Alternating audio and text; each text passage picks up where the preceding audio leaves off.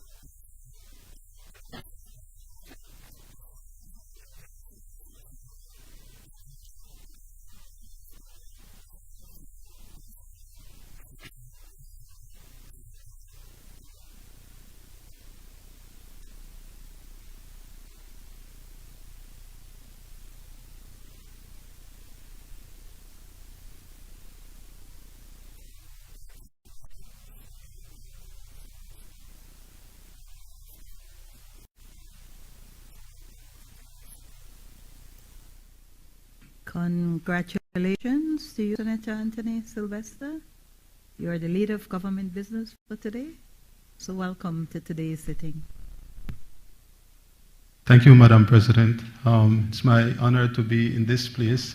I know senators pride themselves in having very forensic deliberation of matters, and so it's my honor and privilege to be here, if you only for a day, though.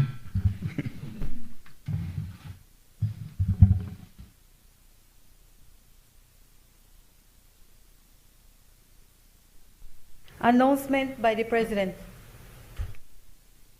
Good morning and welcome back from our parliamentary recess, the second for the year. I wish to give a quick update on the renovations of the National Assembly building. You may recall that the last update on the renovation had indicated that the works were scheduled for completion and reoccupation in the month of September. The most recent update December, so we will continue to occupy the George Price building for another couple months. I also wish to take this opportunity to thank the Attorney General's Ministry for providing the National Assembly with the 25th edition of the Erskine May Parliamentary Practice. As you all are aware, this is a very important document. It is considered the Bible for parliamentary practice and procedure. It is the reference point that we have when there are any issues of interpretation, any matters that come up for which we require further understanding. And that document is also available to all senators if at any time they may wish to have access to it.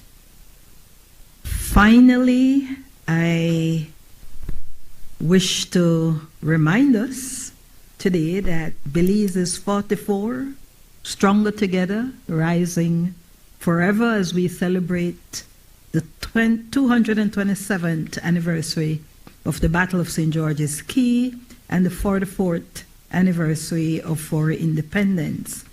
So before I pose the question for adjournment today, I will provide the opportunity for any member of the Senate who may wish to extend greetings on behalf of their organizations or constituents to the people of Belize.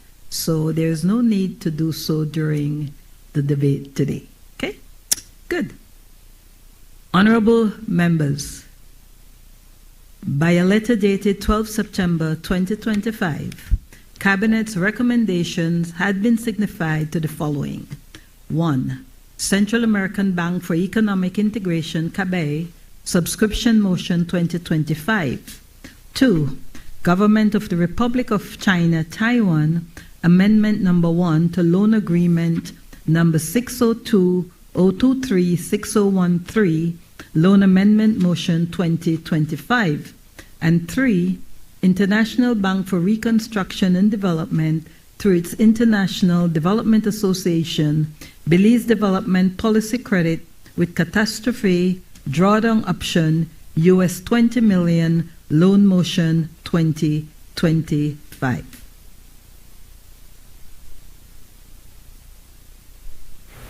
Bill is brought from the House of Representatives.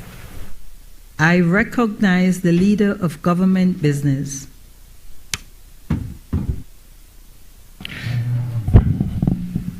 Madam President, I rise to take charge of the following bills. The School Teachers Pension Amendment Bill 2025 and the Trade Licensing Amendment Bill 2025. Madam President, in accordance with Standing Order 49-1, I move that the bills be taken through all their stages forthwith. Honorable members, the question is that the bills be taken through all their stages forthwith. All those in favor, kindly say aye. Those against, kindly say no. The ayes have it. Papers. I recognize the Leader of Government Business.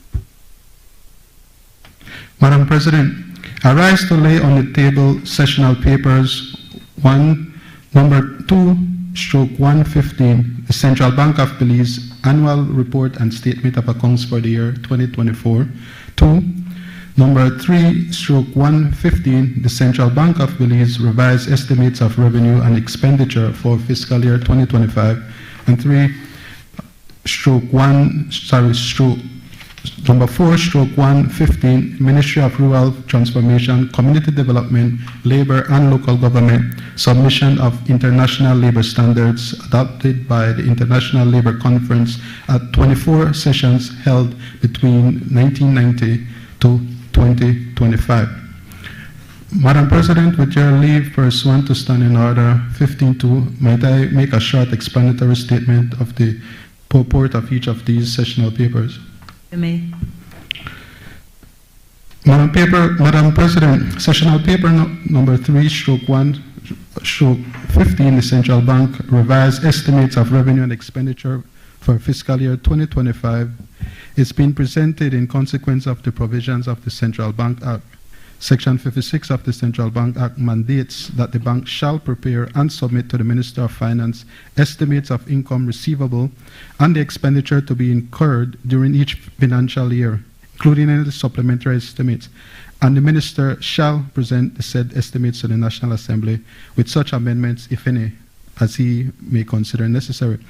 These revised estimates of revenue and expenditure, Madam President, for fiscal year 2025 were considered and approved by the Central Bank Board in July, and the approved revised estimates are therefore being presented to the National Assembly at the soonest possible time, given that the National Assembly was in recess As the bank explains in its decision paper number 15 of 2025, these revised estimates were prepared following the 6 months performance review, January to June 2025, and updated projections for the remainder of the year. And the bank significantly points out that the estimated income performance will outpace the projected expenditure, which will enable the bank to satisfy the additional resource requirements needed to facilitate implementation of the bank's strategic project initiatives.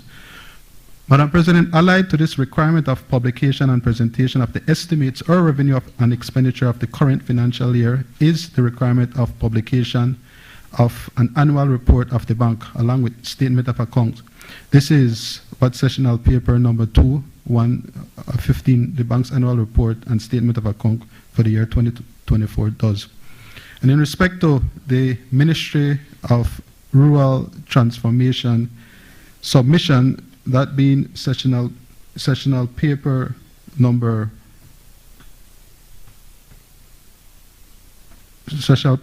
4, /1/15. This, Madam President, is presented pursuant to obligation of Belize.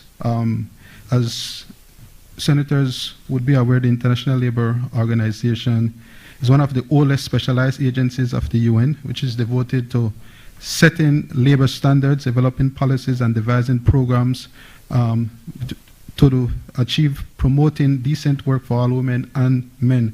So Belize has been a member of the ILO since 1981 and is obligated under Article 19(5)(b) and 6 of the ILO Constitution to submit all adopted international labor standards to the National Assembly, which is deemed the competent authority under the ILO Constitution. And it's to be noted here, Madam President, that these international labor standards, they are instruments of the ILO, and they may take the form of a convention, a protocol, or a recommendation. And between 1990 and 2019, Belize adopted some 43 of these ILS, and between 2023 and 2025, 2 conventions and 1 recommendations were further adopted. This sessional paper on these ILO conventions, protocols, and recommendations is therefore being presented for information purposes to the National Assembly, and as said earlier, is being done in fulfillment of Belize's obligations under Article 19 of the ILO Convention. And they demonstrate Belize's compliance with its obligations under the ILO and reaffirm the government's commitment to decent work, workers' rights, and transparency. All that would remain now, Madam President, is for the Ministry of Rural Transformation, Community Development, Labour and Local Government to formally notify the ILO that Belize has fulfilled its obligations under Article 19, with this presentation having been made to the National Assembly today. Thank you, Madam President. Honorable members, those papers are ordered to lie on the table. Motions relating to the business or sittings of the Senate. I recognize the Leader of Government Business. Madam President, I move that at its rising today, the Senate adjourn to a date to be fixed by the President. Honorable members, the question is that at its rising today, the Senate adjourn to a date to be fixed by the President. All those in favor kindly say aye. Aye. Those against kindly say no. The ayes have it. Public business, government business motions. I recognize the Leader of Government Business. Madam President, this is the resolution authorizing the ratification of the agreement establishing the Advisory Center on the World Trade Organization, Motion 2025. Madam President, I move that, whereas, noting the agreement, the Advisory Center on the World Trade Organization law, ACWL, was established in 2001, and whereas the purpose of the Advisory Center on WTO law as an independent intergovernmental organization is to support and provide legal training, support and advice on WTO law, dispute settlement procedures to developing countries, and in particular to the least developed amongst them, and to countries with economies in transition, among other functions. And whereas the government of Belize is desirous of acceding to the agreement pursuant to Article 16, and whereas Section 61A, subsection 2A of the Belize Constitution, as amended by the Belize Constitution 6th Amendment Act number 13 of 2008, provides that the Senate shall authorize the accession of any treaty by the government of Belize. Now therefore be it resolved that this Senate authorizes the government of Belize to accede to the agreement establishing the Advisory Center on WTO law, a copy of which has been shared with senators. Madam President, just briefly, I think all members will agree that the world today is an interesting place, to say the least, and to put it politically neutral. And this is particularly so with respect to the very engaging multilateral trading system, which Belize is compelled to be a part of. And this motion seeks this Chamber's approval for the ratification by the government of Belize of the aforesaid agreement establishing the Advisory Center on WTO law, an international institution providing legal services and capacity building support to developing countries. As the recitals of the agreement highlights and notes, the WTO, amongst other things, created a complex legal system and elaborate procedures for the settlement of trade disputes. The ACLL was established as an independent intergovernmental organization in Geneva, and it was created to level the playing field in the multilateral trading system by ensuring that developing countries and LDCs, least developed countries, have access to expert legal advice and representations in WTO proceedings. Belize has been a member of WTO since 1995 and is currently preparing for its 4th trade policy review scheduled for May 2026. And access to ACLL services would enhance Belize's capacity to comply with WTO commitments, prepare effectively for the aforesaid 4th trade policy review, and respond to disputes or challenges that may arise. So as a developing country, Belize would receive legal advice, free legal advice, and training from ACLL. However, fees are charged for legal representation in WTO dispute settlement. So these fees are substantially lower than those charged by private law firms and are based on a sliding scale according to the members' classification. The Ministry of Foreign Affairs, Foreign Trade, Culture and Immigration has been in active dialogue with the ACLL to gather additional information on its mandate, membership procedures, and available services.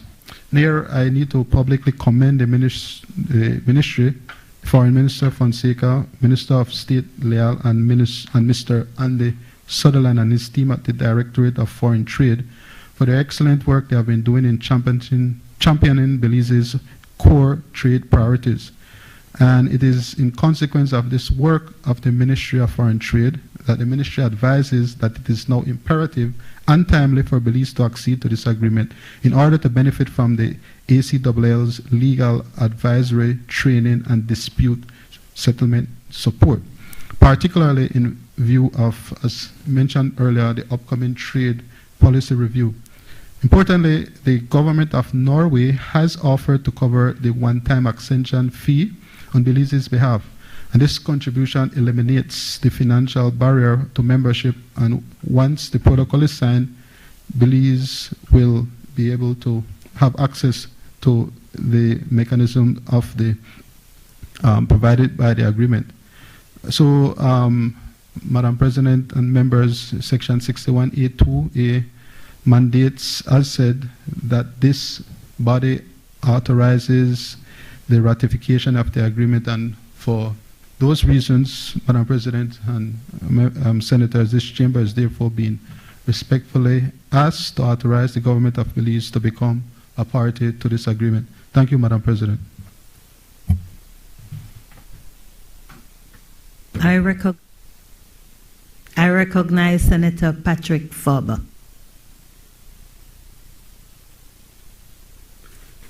Madam President, just before I give my remarks on this motion, Please allow me to join with the Honorable Senate to welcome my friend and colleague, the Honorable Senator Anthony Sylvester, Attorney General of Belize, as he leads the government's business today in the Senate.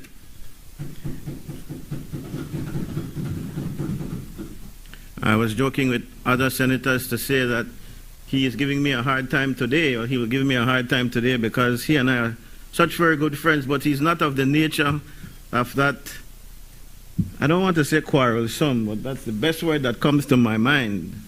So it's going to be a bit difficult, but he is very much a competent fellow, and we are happy to have him today in the Senate. Madam President and honorable colleagues, this motion to authorize Belize's ratification of the agreement establishing the Advisory Center on WTO law, ACWL, is on the surface sounding great. In fact, Madam President, it sounds like progress. Who would oppose access to legal advice? Who would oppose training? Who would oppose support in defending our trade rights at the WTO? But, Madam President, as always with this government, the issue is not the principle, but rather it is the practice. Belize is very late to the table. In fact, Madam President, we are told that the ACWL has existed since 2001, 24 years ago. And developing countries like ours began receiving world-class support to fight unfair trade practices 24 years ago, but Belize is only now waking up. Why are we so late to the table? How many battles could we have fought? How many sugar farmers lost earnings in the EU market? How many shrimp exporters collapsed under trade restrictions? How many Belizean products, Madam President, faced CARICOM barriers with no recourse? The truth is, Madam President, that we have been asleep at the wheel. The government does not lead on trade, it reacts when forced. I was to speak on the cost, Madam Speaker, but I was grateful that the Honorable Leader of Government Business made us aware that the country of Norway has agreed to take on the costs of accession. In terms of benefits, Madam President, the Honorable Leader of Government Business also gave us, after he read the motion in his notes, a little bit about what we could benefit, but we are told that the ACWL gives advice on WTO law. But what exactly will Belize use it for? Are we preparing to challenge non-tariff barriers in CARICOM that block our products? Will we use ACWL support to defend our sugar exports and subsidies and quotas that hurt our farmers? Will it help us to protect our seafood industry, Madam President, after shrimp farmers were wiped out by disease and restricted market access? The government offers very little specifics, just vague promises, Madam President, and Belizeans deserve to know how this membership will put food on their tables. The Constitution, Madam President, requires approval to join treaties, but after ratification, what then? Will the government bring annual reports to Parliament showing how ACWL support has been used? Will we see evidence of cases pursued, legal advice received, training delivered to our officers? Or will this be just another international membership that looks good on paper but lies dormant while our people get no real benefit? Madam President, let us not fool ourselves. Membership in the ACWL will not magically solve our trade problems. Without investing in domestic trade capacity, training negotiators, training economists, training trade lawyers of our own, we risk paying contributions abroad while leaving Belize Belizeans underprepared. We cannot continue to sign international agreements for prestige while failing to build the skills and systems at home to make them work. Madam President, the opposition is not against Belize joining the ACWL. We welcome any tool that can strengthen our hand in global trade, but we are against the government's reckless approach, rushing motions through the Parliament without transparency, without disclosure, and without accountability. Therefore, I say on behalf of the opposition, Madam President, table the ties into the national trade strategy, if there is one, and let us commit, to annual reports so Belizeans know what value we are getting. Otherwise, Madam President, this is not leadership. This is just another case of style over substance, headlines over hard work. You know, Madam President, as we look at the lineup, and I'm not anticipating here, but as you look at it, these are all very old treaties that we're asked to recognize and support today. And it leads the question, what is the agenda? Who is pressing us to push through these treaties now, so many years later? And if you look at what is happening in other areas of our country nationally, you have to ask, what the hell is going on? Why is it that we are not able to see transparently why these things are coming up just now? And it's almost like we are the rats following a paid piper. We have to know who is paying the piper and who is calling the tune. So, Madam President, like I said, while we do not oppose signing on to this treaty, we certainly have a lot of questions that need to be answered, and we call on the government to do so. Thank you. I recognize Senator Hector Guerra. Madam President, pleasant good morning to you, to all members in this House, and to the Belizean public listening to us today, carrying out the business of our people. I want to join with Senator Farber in welcoming the Honorable Attorney General to today's meeting. I'm sure he will assist and will be fruitful in the engagement that happens in this House today. Madam President, I rise in support of this resolution authorizing Belize's accession to the Advisory Center on the World Trade Organization law. The agenda is simple, Senator Farber. There is no hidden agenda here. It's about progress. It's about ensuring that the farmers, the shrimp farmers or cane producers are able to better access export markets without barriers. That is the agenda today. I'd want to address 4 key points, Madam President, for the benefit of the Belizean people listening today. The first, perhaps, in taking a step back, is to understand what the World Trade Organization is. The World Trade Organization is an international organization which addresses trade disputes between countries. It assists in supervising trade between nations, and it helps to liberalize trade. It helps to break down trade barriers between countries. How is it able to do this, Madam President? It's able to do this through various agreements which countries have entered, which agree to removing trade barriers. It does this through ratification of individual countries who've agreed to take on these agreements and to be governed by rules of fairness when it comes to trade. What is the Advisory Center on World Trade Organization law?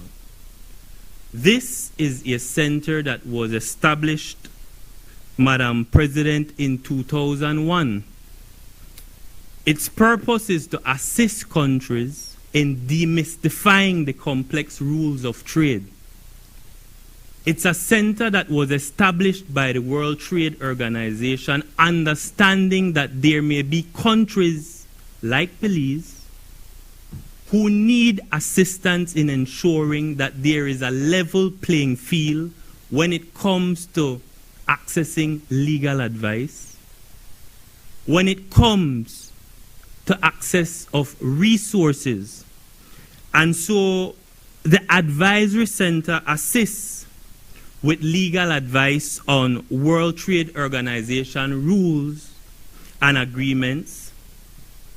It assists through the representation of countries who need the settlement of disputes.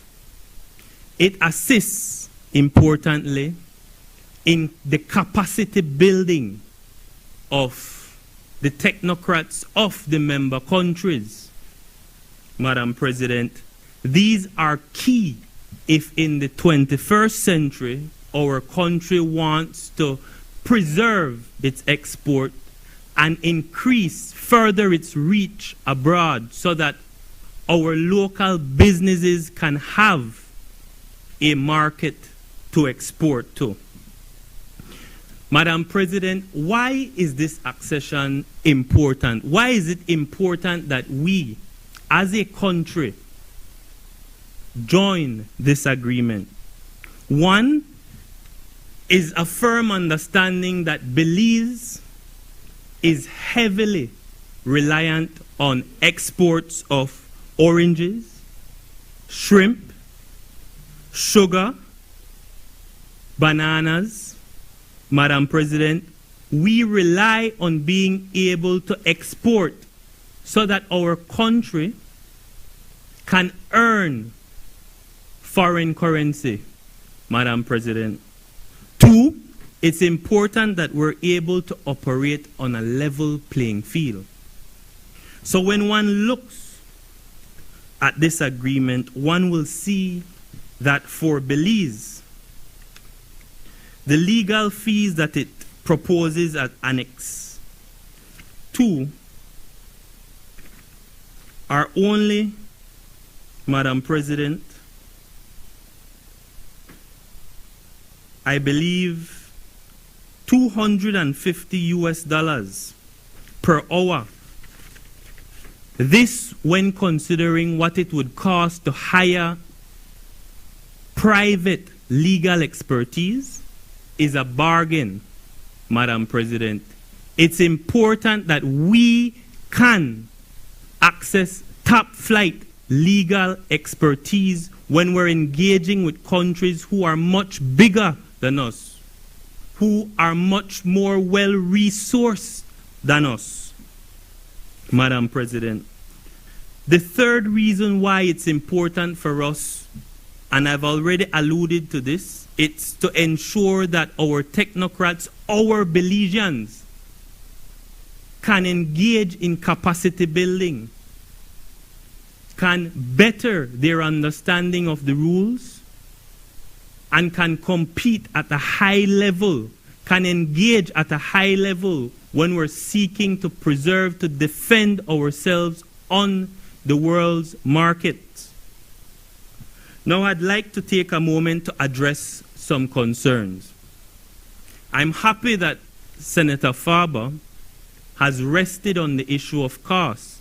As the Attorney General rightfully mentioned, the accession fee, which is, I believe it's 50,000 United States dollars, but the agreement allows a country to pay that over 4 annual payments, equal annual payments.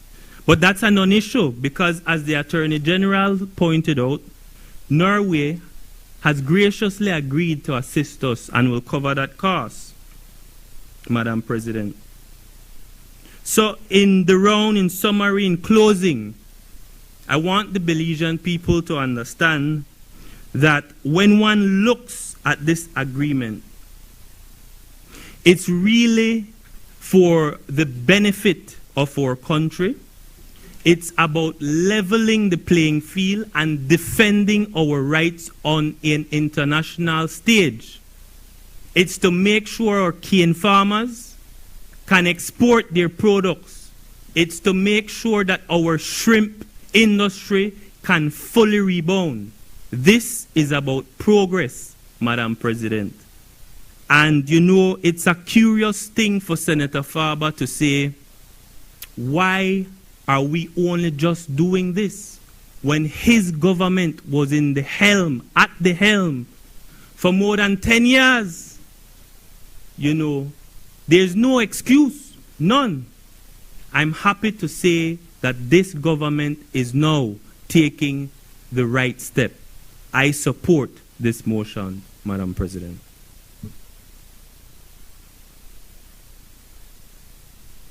I recognize Senator Sheena Pitts. Good morning, Madam President. Good morning, colleagues.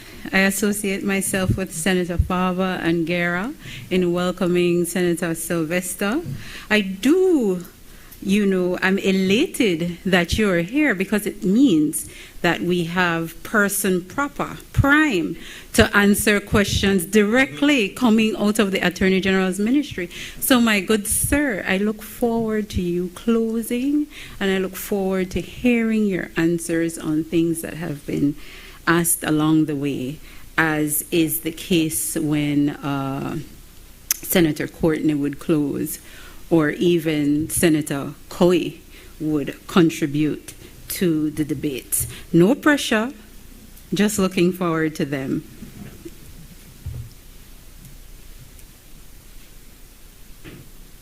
Let me just say that I support the motion. I do, however, have some questions, queries, and caution in relation to the motion. Keeping true to form with being Belizean, more particularly local parlance Crofty, how did we get the good old Norway to pay our accession fee? Like, I just want to know, how did we secure their generosity? That being minor, though, important is our administrative and institutional commitments. Senator Sylvester, is it that with this motion, the government of Belize has taken a definitive move to ensure that it has the capacity, whether it is in the Attorney General's ministry or even Foreign Affairs, where we know we'll have a different department or a sub-department dealing with these matters, and we will have the institutional memory in human resource that will be there to receive these trainings and carry it on. For me, it is much more than being able to rely on them, but more so for us to benefit from the learning and the teaching and to keep it home for the future. So what I'm saying is, what are we going to do? What direction is the government taking in ensuring that there is no long-term dependency on the organization, and that we have the internal capacity to go forward beyond just getting limited $250 fee? And considering that, is there any consideration that when those attorneys are working with our state, they're working with attorneys within the Attorney General Ministry and not other private attorneys within the country who may very well have their own hourly rate, not so handsomely low as the offer here? And we know that is a reality in our country, where firms and attorneys from firms work with the government. So, and it's not a criticism against any one professional or any one firm. It's a genuine query to understand that we are directing our minds to our internal capacity, and that the ascension comes with it a limitation that does not take the country exceeding the contribution that we will get financially. So the membership comes with the expectation that we will get training programs and consultations and legal briefings, but do we already have trained staff in trade law to fully absorb and use the services? So a concern of mine is we're buying in, but will the fullest potential that we could receive be utilized? I wonder whether there will be any underutilization of the benefits.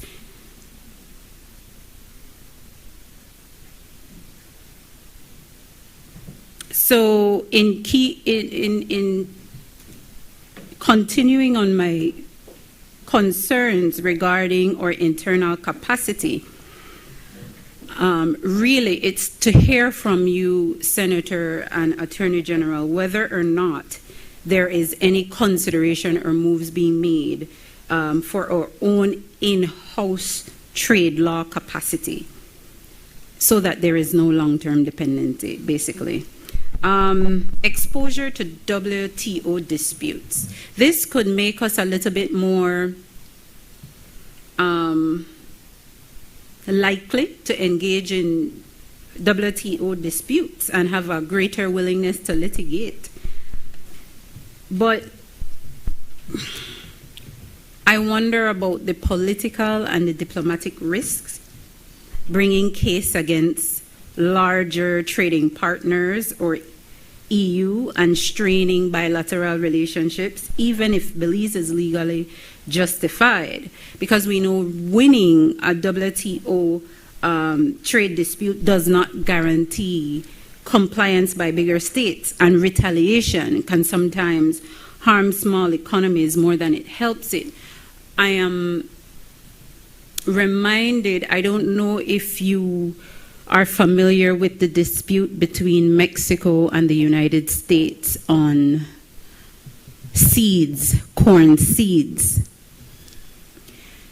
In that dispute, Mexico's argument succinctly was that the imposition by the US that they must buy corn seeds from them, knowing that these corn seeds are exposed to harmful practices directly related to the Monsanto case and what have you. Mexico said this is agricultural colonialism, and it will cause more harm on Mexico and the citizens of Mexico than to uphold any agreement that they buy seeds from the US.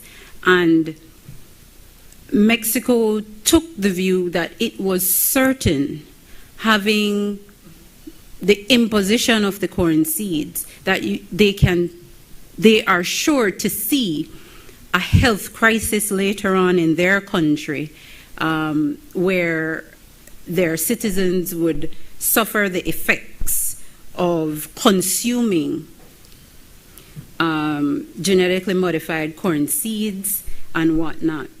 The strange thing about it is it sounds straightforward that a country would be able to opt out, especially when the product is questionable and it'll definitely kill you. But in that case, the US were able to succeed, and Mexico got stuck with having to honor the agreement. I would like to know whether or not there is any consideration with our varying areas of possible trade disputes, whether the government directed its mind to an ultimate safeguard against any fallout or any ramifications of a potential trade dispute. So, for example, in Mexico's case, the option there is to buy the seeds and plant them and pass them on to the citizens, or buy the seeds and not plant them, which is the consideration, because they do still have organic seeds for corn that they can plant. So for me, the motion, while good, I want to know whether there is any serious time taken to consider far-reaching implications rather than just us acceding at this point, especially where in the grand scheme of things, we're a smaller nation. Even armed with the best attorneys, things may not go our way, or if they do, we have no control over whether there is compliance by bigger states. Another concern I have is, because we're a smaller state, we have limited influence over the ACWL agenda. The agenda is collectively governed by its members, but the larger developing states like Brazil, China, and India often have stronger voices. So our ability to influence priorities or access the center's resources could be limited, and considering that, what have we done or are willing to do or consider or put in place in those circumstances? The first thought I have is that, let's just say we have to go enter trade dispute in short order, but our good colleagues who are securing the $250 US hourly fee is not immediately available, or we can't get it. It means then that we're exposed to other partners who may not be so minded. I mean, are those things considered? It might not be that specific case, but what has been considered in the event, or what has been considered to somewhat address the fact that Belize does not enjoy demand for priority or influence the agenda.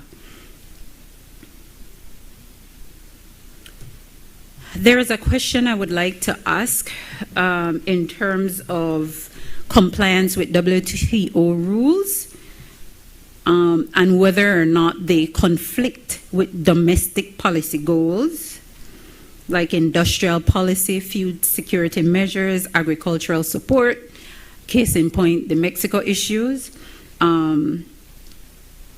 So what is there, or has it been contemplated whether or not there is anything we can do to ensure that we balance protective measures and not abandon them in order to submit to WTO rules? So I'd like to conclude by saying this is one of those motions that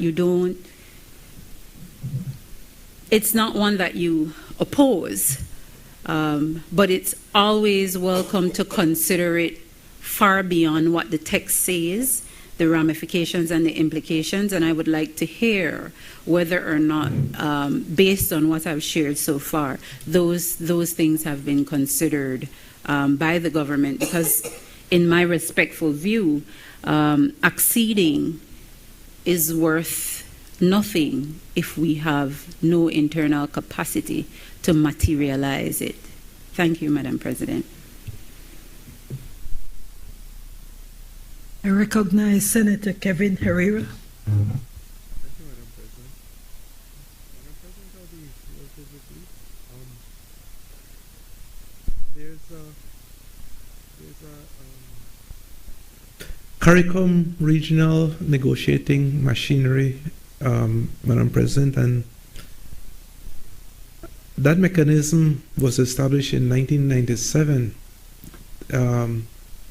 because of the limited resources that CARICOM countries have in terms of expertise and monetary resources, Madam President, to effectively negotiate all these trade agreements that were happening, especially in 1990s, 2000. And so, Madam President, I think it has been long established and recognized that these countries have very limited resources from a technical standpoint, especially with respect to trade negotiations and trade agreements. And so, I'd like to, one, I think it's important. It's an important step in the right direction. I think that this, I agree with the leader of Senator Faber, that this is something that should have happened a long time ago. I'll give you an example, Madam President. Belize is relatively small, 400,000, a little over 400,000 people. And so it has a very small internal market. 60% of the GDP is comprised of exports, whether it's services or products. And so exports, Madam President, is an extremely important aspect of our economy. And given the importance and the reliance that Belize has on exports, that can only happen when we send these, and exports is really sending goods or services abroad, or foreign persons purchasing goods or services. These are governed by agreements. And to effectively get products across borders, Madam President, is you have to comply to these trade rules, and these and many times they're extremely complex. And so this is one of the reasons I say, Madam President, that I'm supportive of this move. I think that we should have done it a long time ago. We need to strengthen our internal technical mechanisms. This is an issue that I have been involved with for probably the last 20 years, especially in my background from the chamber. I remember working with persons like Mr. Richard Reed from the ministry. I believe he's still there. But there were a group of persons within the ministry, Madam President, who had a lot of expertise, but still, I think we recognized way back then that, you know, as a country, we really didn't have the numbers to match to match the requirements of the requirements of going out there and negotiate effectively, Madam President, especially to defend our interests when that is required. I think we all remember the banana situation some years ago, where we were taken to the WTO and to the court there, and you know, it changed our entire regime from with bananas. And so I think it's from that perspective, especially, Madam President, it's extremely important that we have as much technical support as possible to support our local experts in this area, so that we can better defend our trade interests, but as well prepare the private sector for what it requires to do out there to get its products and services abroad. Thank you, Madam President. I recognize Senator Janelle Chanona. Good morning, colleagues, and we welcome the Attorney General as our Senator for the day as well. Madam President, I will only join in aligning with the interventions to date on current on this, in terms of saying that I think what we're all hearing is that the ratification of these agreements are only the floor, if you will, that we have to build up from that, and we certainly stand ready to be part of the legislative agenda in this term to make sure that the importance of these agreements are realized as we move forward, to ensure that we are deriving the benefits from it from a capacity point of view, and certainly benefits to our local industries, given the importance of exports to our GDP. Thank you.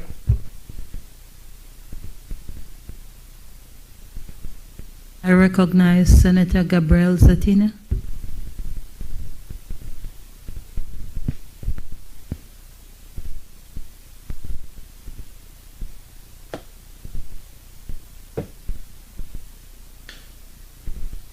Good morning, Madam President. With the permission to read off my notes, I want to start off by welcoming the EG, Senator Anthony, to today's Senate debate. I'm looking forward to your contribution.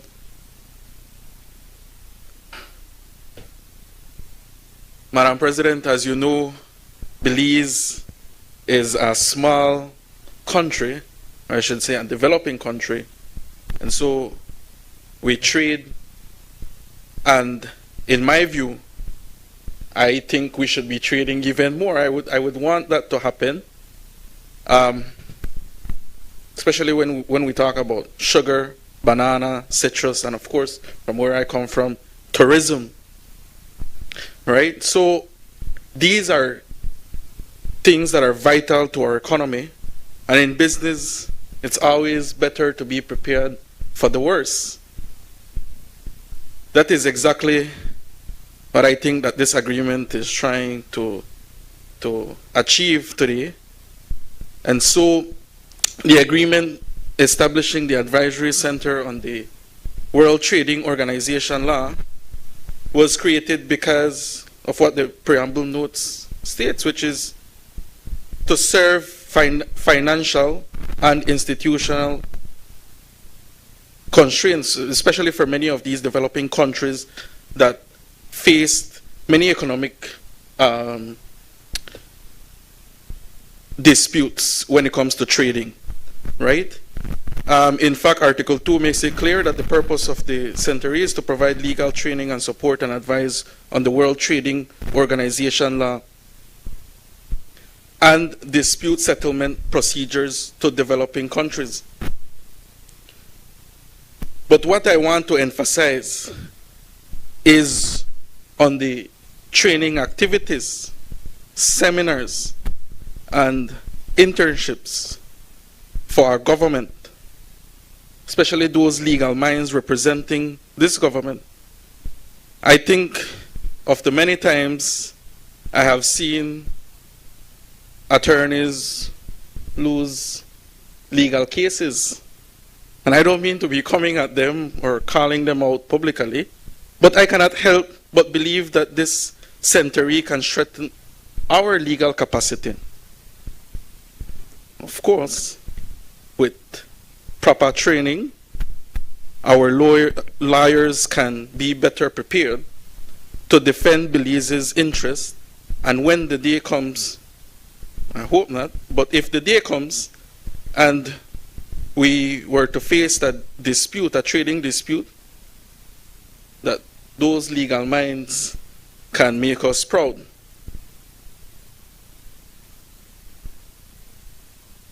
Also, I had prepared something talking about the payment, but since it has already been paid by generous country, I leave that matter out. And so I do want to also stress that as someone with a business mind, you always want to renegotiate the agreement.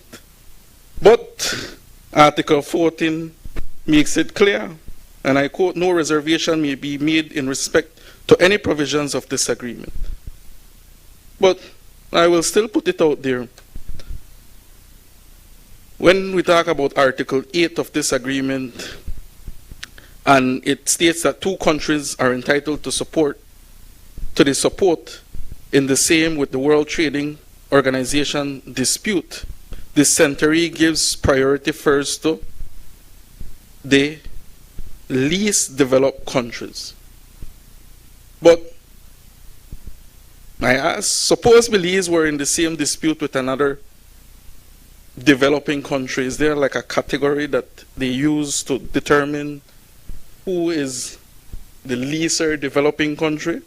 And if we were to if we had the opportunity to renegotiate this agreement, of course you would want it to be Belize first come, right? But again, Article 14 is clear, and so in other words, we either take it or leave it.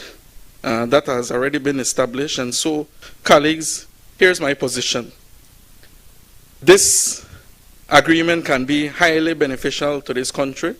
Strongly believe that. And those legal minds representing this country in legal trading dispute, but only if we take advantage of the training and the legal support. Listen to me, we don't have to be facing any sort of legal dispute for us to exploit this to the fullest, you know.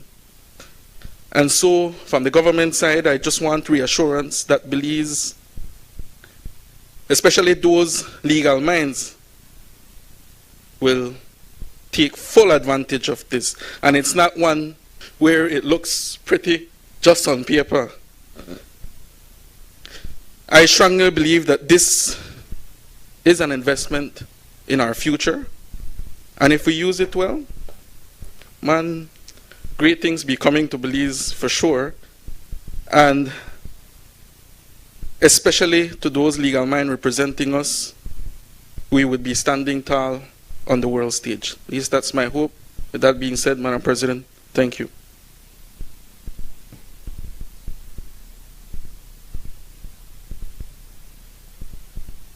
I recognize Senator Christopher Cowie.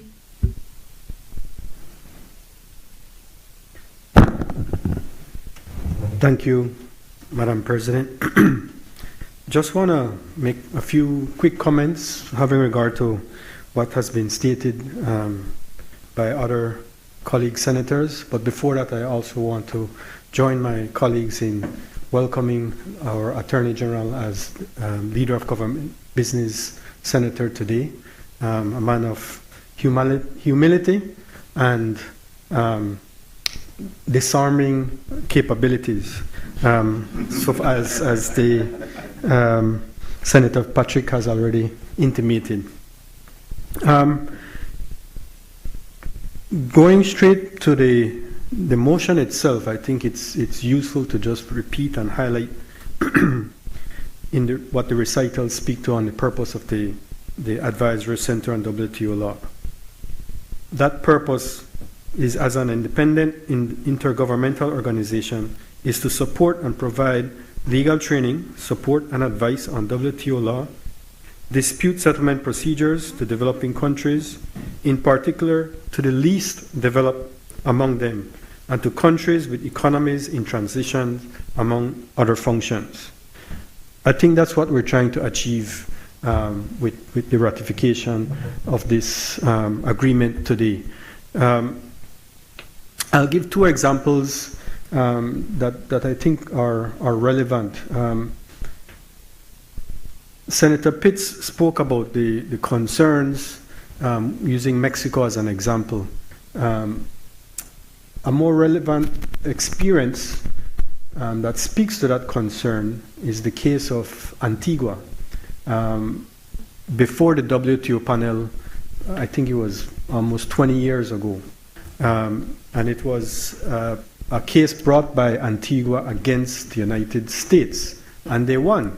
They actually did win. It concerned, I think it was about online gaming, and they won their case in terms of the U.S. having breached WTO rules. Well, the useful thing about the WTO is the WTO has enforcement mechanisms. And these enforcement mechanisms can actually have sanctions against the losing party. However, it's a balance when you look at what you bring, because in the case of Antigua, yes, they won. They made that, you might call it a Pyrrhic victory. They did win, but what was the outcome? They never gained any substantive remedy, any value.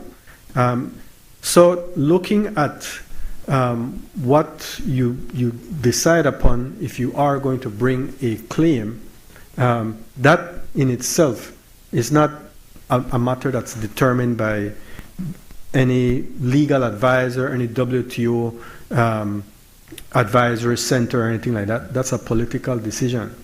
And in making that political decision, you have to appreciate what can be or what is likely to be that outcome. And you have to put into that consideration the politics, the diplomatic implications, all of those things. So joining the WTO Advisory Center has no impact on those decisions. It actually is simply a tool. It's a tool that enables you to be able to make a better decision. And that's, I think, what we need to look at and focus on in terms of the ratification of this agreement for the WTO Advisory Center.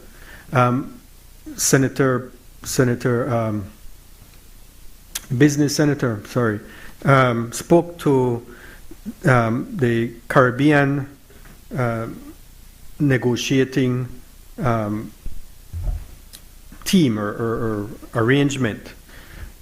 But even within the Caribbean, we have had our challenges. Within the Caribbean, when it comes to sugar, that's the second example. What was our experience with sugar? We actually had to bring a case. I think it's the only case of original jurisdiction within CARICOM against Trinidad. And that had an implication. So whereas in the case of Antigua versus US, they won but didn't have any outcome other than, I understand, in terms of intellectual property rights gains, but not in terms of tangible financial sanctions. In the case of sugar, we did see a benefit, and Trinidad did allow our trade on sugar. I think that was a case actually referenced by the former Chief Justice Saunders in a presentation last week. Of the CCJ. But it shows the range of impact when we get engaged and how we get engaged, with whom we get engaged. This advisory center will enable us in a similar way to become better engaged. I think it was Senator Faber that led the enactment of the Education and Training Act many years ago. This, in a sense, is a part of that. We need to get better equipped from an education standpoint, better equipped from a training standpoint, better equipped so that we can stand up on our own. I can't say that I like that we are getting money from Norway to accede. I would like for us to be able to stand on our own 2 feet to do these things. I would like to know that we have the competency to stand up to the US or the Trinidad or whoever with our own 2 feet, our own skilled personnel. But we have to creep before we walk. And this is one of those paths that take us to that level of competency that we can walk. So thank you very much, Madam President. I support this motion.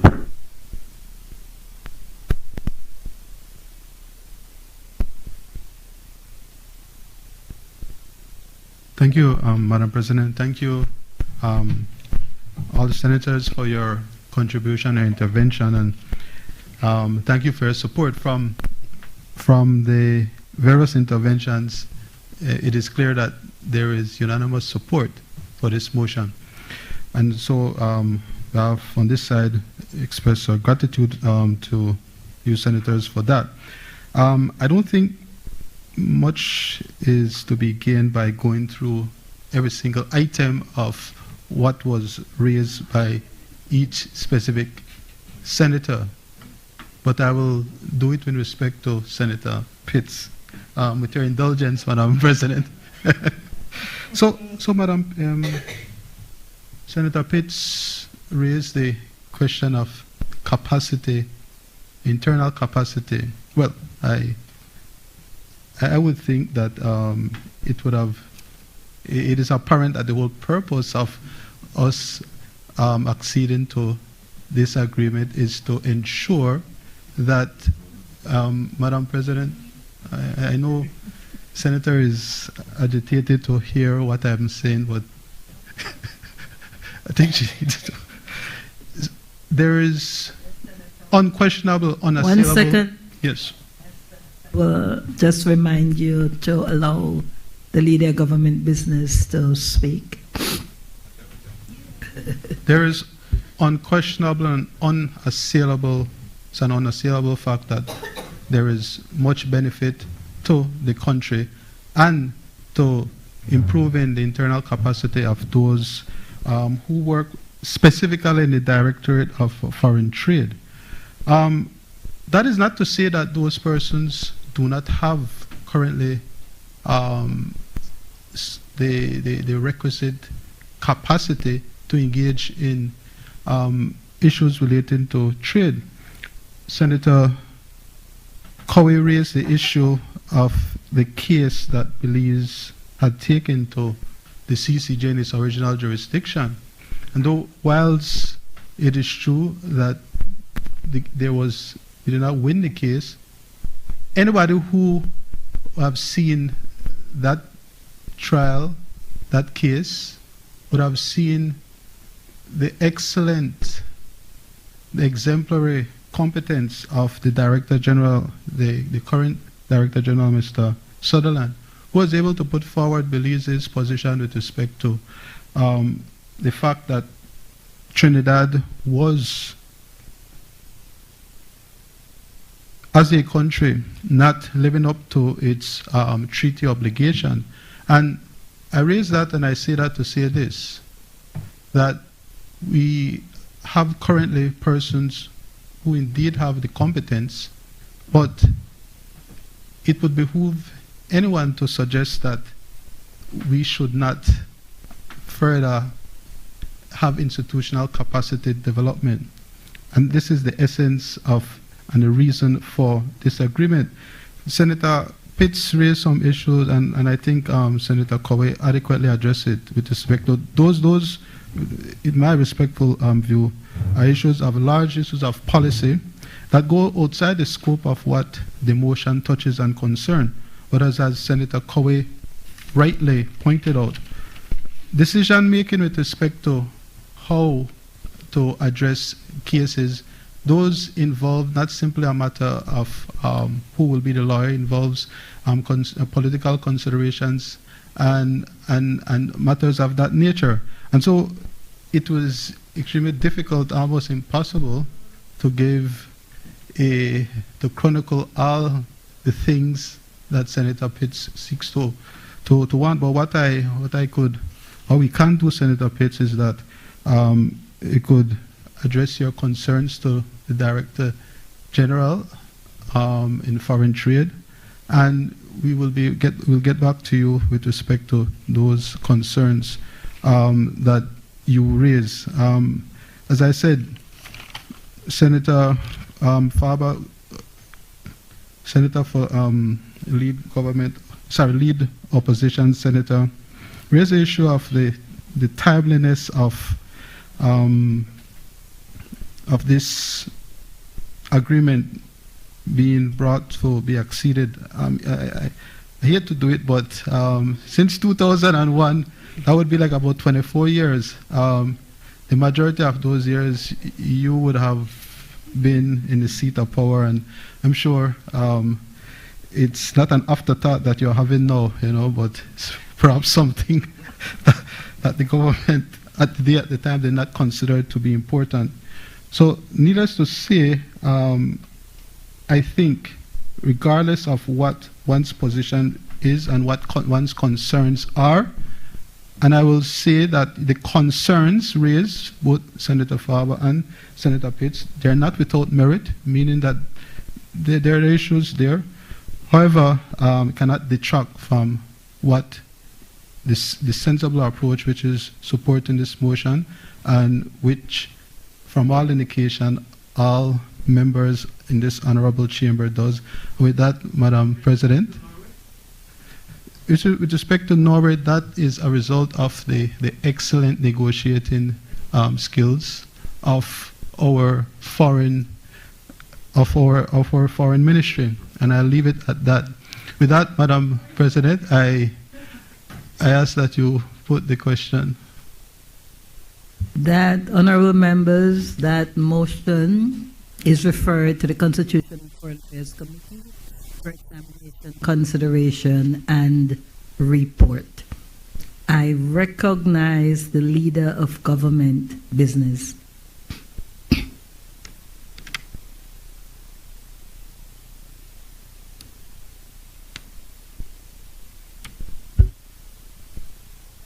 Thank you, Madam President.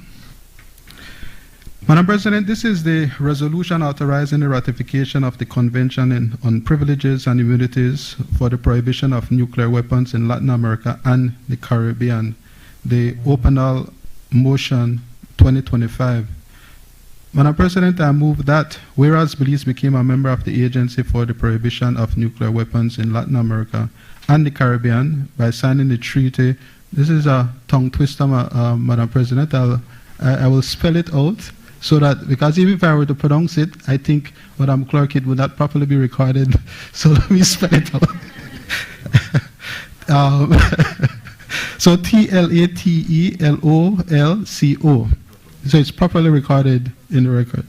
On February 14, 1992. And whereas the purpose of this convention is to provide for the necessary legal capacities and protections of the respective agencies to perform their official duties and fulfillment of their mission. And whereas these provisions in general are in accordance with the Diplomatic Privileges and Consular Conventions Act and are in alignment with privileges and immunities afforded to similar international agencies and entities in Belize, and whereas the government of Belize is desirous of acceding to this convention, pursuant to Article 8, and whereas Section 61A, 2A of the Belize Constitution, as amended by the Belize Constitution 6th Amendment Act No. 13 of 2008, provides that the Senate shall authorize the accession of any treaty by the government of Belize. Now therefore be it resolved that this Senate authorizes the government of Belize to accede to the Convention on the Privileges and Immunities for the Agency for the Prohibition of Nuclear Weapons in Latin America and the Caribbean. A copy of this has been shared with senators. Madam President, this agency, Openal, was established in 1969 and the treaty prohibits the manufacture, use, storage, and testing of nuclear weapons in the region.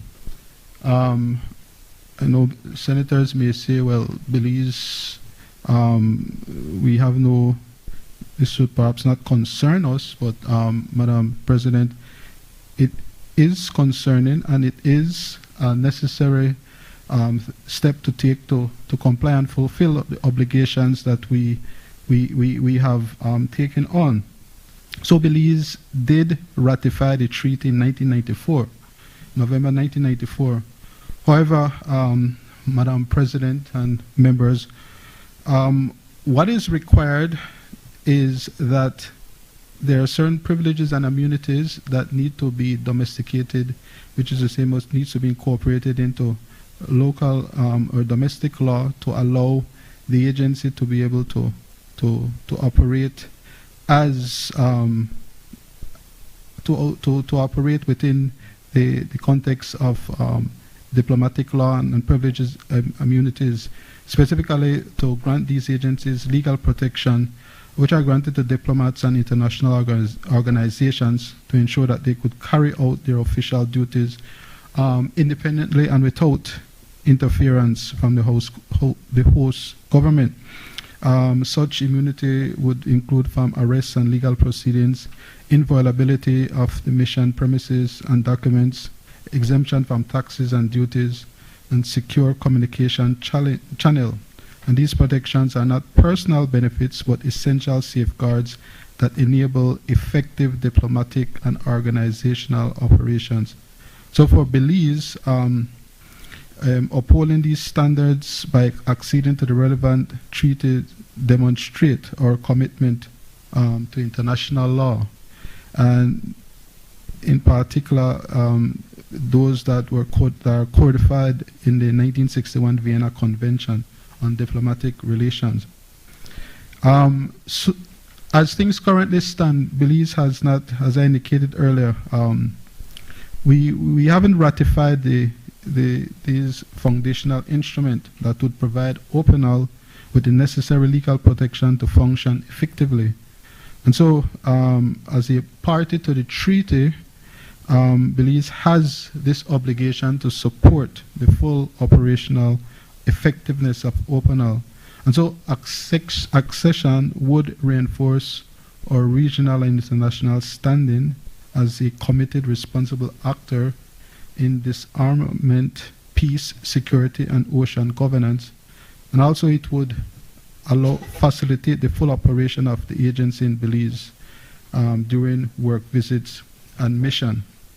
And so the purpose of the agreement, which this Honorable Senate is being requested to authorize, is to provide for the necessary legal capacities and protections of the respective agencies to perform their official duties and fulfillment of their mission.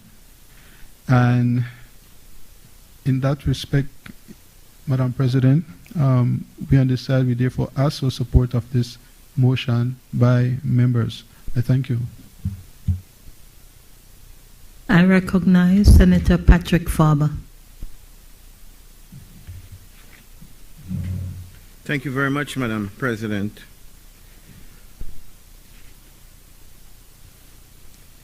Just before I proceed, I asked from the last motion, and I guess we have to ask the same question here, why it was being done. And just by way of the grapevine, I guess because we're having the discussion in here, I learned that in a short while, Belize's trade policy regime would be assessed by agricultural rules, and that is one of the reasons why we moved to do what we did just now with the first motion. But that is exactly the point, Madam President. This government operates in a very clandestine way. Why is it that the people can't be told what it is you're doing? In the case of this treaty, I'll be a bit braver than you, Mr. Attorney General, Lead Senator Tlatelolco. The Treaty of Tlatelolco was signed by Belize in 1992. That is 33 years ago. And it is only now in 2025 that we're bringing this forward for ratification. So the question again is, why now? What has changed? And whose agenda are we serving? For over 3 decades, Madam President, this convention sat there untouched. There was no urgency. There was no debate. There was no ratification. And suddenly here it is.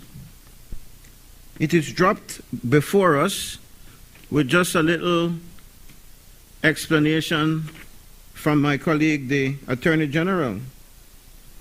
If this, Madam President, was a homegrown initiative, something that we really wanted to do here in Belize, if this is about Belize's priorities, then surely it would have come to this Honorable Senate a long time ago.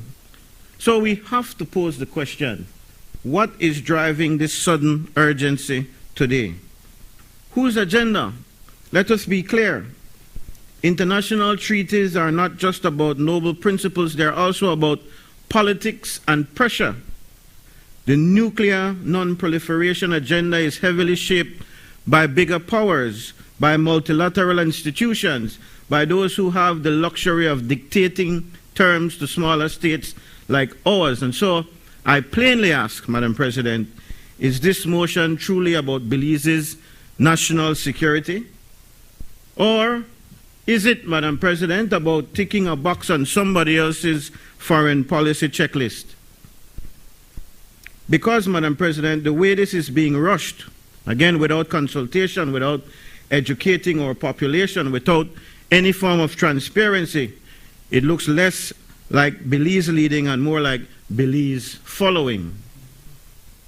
This motion tells us one thing very clearly, that OPANAL officials will enjoy privileges and immunities in Belize. But what it does not tell us is even more important.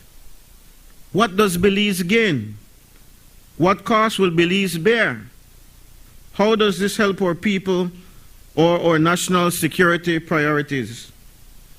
If this is indeed an initiative by Belize, Madam President, those answers would be front and center. But instead, all we see is silence. There has been no white paper. There has been no committee hearing. There has been no public awareness campaign. How many Belizeans even know what OPANAL is? How many understand what immunities we are about to grant? Once again, Madam President, this government treats Parliament, and in this case, this Honorable Senate, as a rubber stamp, not for the Belizean people's agenda, but for someone else's agenda. Madam President, Belize has always stood for peace, for disarmament, for security. This motion could have easily been used to reaffirm our commitment to a nuclear-free world. It could easily have been used to educate our people on why disarmament matters for small states. It could have been easily used to connect OPANAL's mission to our struggles with border security and regional stability. And we see very blatantly that showing up right now, Madam President, with the Guatemalan army, in fact, putting out a post congratulating Guatemalans on their 240 celebration of independence, and including the entire country of Belize on that map. And we have not heard a single word, at least I have not, from the foreign minister or his ministry on what is to be done about that. In fact, the fact that we are in front of the ICJ requires both parties to refrain to not stir up this kind of action. And so it is incumbent on our Ministry of Foreign Affairs, it is incumbent on our country to do something, to say something about that very, very, very serious breach. Madam President, let us be clear that the opposition does not oppose nuclear disarmament. We do not oppose Belize being part of OPANAL, but we oppose this government's careless way of doing business. We oppose being asked to approve treaties without explanation, without disclosure, and without accountability. And I must ask again, is this really about Belize, Madam President, or is it about appeasing someone else's foreign agenda? The Belizean people deserve more than blind compliance. They deserve leadership, they deserve transparency, and they deserve a government that put Belize first. Madam President, as I hinted to in one of my earlier presentations, it would seem that the government is being forced, or at least guided, to jump through quite a few hoops. We've heard about the MCC compact and how it will be redone, and nobody has... I hate to this, Madam President, but my friend lead senator knows that they have to be germane to the relevant motion, and I think he's veering off into something else at this time now. Point taken, Leader of Government Business. I'm going to ask to stay close to the motions on hand.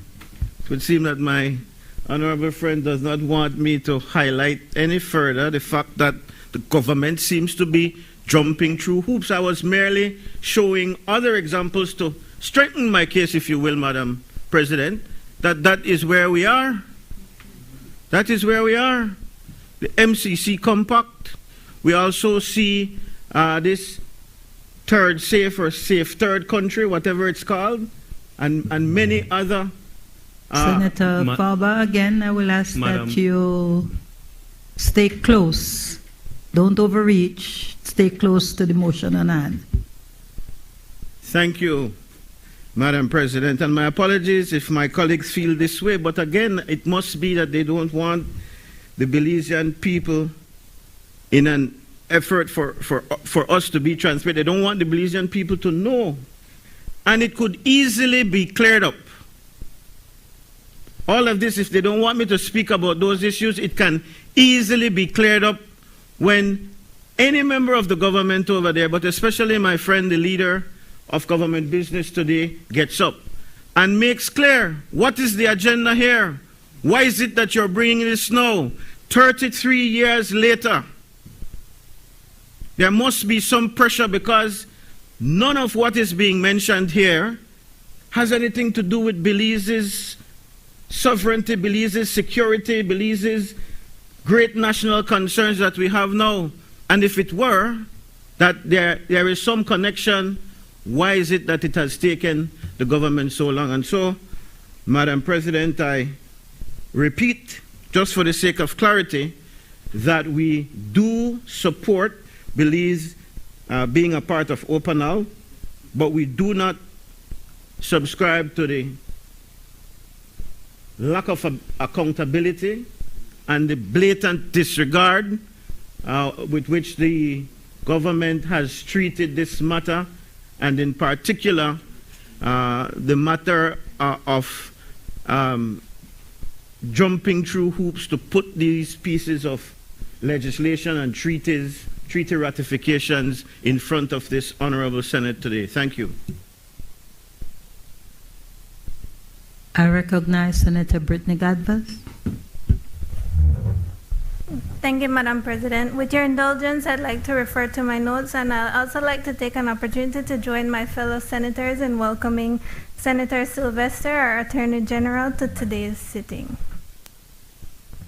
Madam President, I stand today to offer my contribution in support of this motion for Belize to accede to the Convention on the Privileges and Immunities of the Agency for the Prohibition of Nuclear Weapons in Latin America and the Caribbean, known as OPANAL. As we all know, Belize is already a proud party to the Treaty of Tlatelolco, which established Latin America and the Caribbean as the world's first nuclear weapon-free zone. And to a correction to what Senator Farber said, he mentioned that Belize ratified this in 1992. It's actually 1994. That it's a correction. That bold step placed our region at the forefront of global denuclearization, and it reflected Belize's enduring values towards peace, security, and international cooperation. And as we know, OPANAL is the organization that ensures compliance to this treaty. So today, with this motion before us, we build upon that commitment, as the objective of this convention is straightforward yet essential: to provide OPANAL with the necessary legal capacity, privileges, and immunities to carry out its mandate effectively and independently. Still, these are not extraordinary concessions or personal benefits. They are the standard frameworks we already extend to international organizations so that they can function without hindrances and fulfill their mission in service to all its member states. And Senator Farber also brought up why now. You say that the government is rushing it, but this has been long overdue. And this also comes at an especially critical time in our world, where we see the troubling escalation of nuclear rhetorics and threats among regions of Europe, the Middle East, and parts of Asia. These developments remind us that nuclear danger remains one of the greatest threats to humanity and to global stability today. And while we cannot control what happens in these other parts of the world, at least we do have a say in what happens in our region. And how can you say this isn't for Belize, or how can this be for Belize? Because for a small nation like Belize, our protection lies not in weapons of mass destruction, but in law, in principle, and in solidarity with our regional partners. By strengthening OPNAL with this motion, we strengthen the legal and institutional shield that keeps our hemisphere free of nuclear weapons. Therefore, by supporting this motion, we do more than simply fulfill our obligation, but also reaffirm our commitment to ensuring that our region remains a zone free of nuclear weapons, not just for people today, but for generations to come. And for those reasons, Madam President, I fully support this motion. Thank you. I recognize Senator Sheena Pitts. Thank you, Madam President. I'd like to start by indicating that I support the motion. And if my good Senator Faber would permit me to assist in making clear his query, it's not whether or not it's necessary. It's what is the motivating factor behind doing it now. It is what is the motivating factor, who are the motivating players that is causing us to do this now, as I understand it. Now, I'll give a shot at this and see if I get it. The Treaty of Tlatelolco, my friend, English and consonants, one, not both, right? So that's where I reside. So in terms of Belize doing what we're doing now, and I asked myself, do we really need to do this? And I asked myself, if it is that Cuba could have done it eventually in 2002, that is when we should have followed it, especially because what provoked this was the Cuban Missile Crisis. And in understanding the motion is appreciating that Belize enjoy a strategic geographical location, and that there are three superpowers who can take advantage of that in nuclear weaponization and proliferation. Russia, China, and the US. And I asked, which superpower stands most to benefit if we were not to do what we're doing? And the first one that came up was the US, and I said, that's odd. I thought it would have been perhaps Russia, maybe even China. I didn't expect to see the US. But that is where we are. So I understand the treaty, and I understand that if we don't do it, it would make OPNAL appear weak in the region. We're one of the few members left to do this. Trinidad did it right away. Trinidad and Tobago did it right away. Other countries did it right away. So I get it, I understand it, and it's important that we ensure, as has been said by Senator Galvez, that we keep this block, this part of the world, nuclear weapon free and proliferation free. So I have no issue with the motion, especially considering that I understand where it has come from. I understand what it is meant to do diplomatically and in terms of how we look as a foreign player. I mean, we don't want to seem as if though we're obstinate to making progress along with other nations. My concern really is with the immunities being granted and the fact that I see no space for reservation, or I see no space for at least an appreciation that there are some classes of incidences or activities that could waive immunity, because immunity shouldn't mean impunity. And so I would have liked to see something like that. in the motion that we would at least direct our minds to classes of actions by these diplomats that would be subject to our domestic law, irrespective of it being committed by the diplomats. In terms of, I note Senator Sylvester indicated that we're doing this in order to ensure that OpenAL is able to discharge its obligations in the territory, and it made me wonder, I mean, does that mean that Belize is setting up a mechanism for OpenAL to operate here? Do we incur that cost? Or is it that OpenAL will do that once they come here and we're just providing the space? So just that matter for clarification, good Senator Sylvester and Attorney General. With that, Madam President, those are my contributions.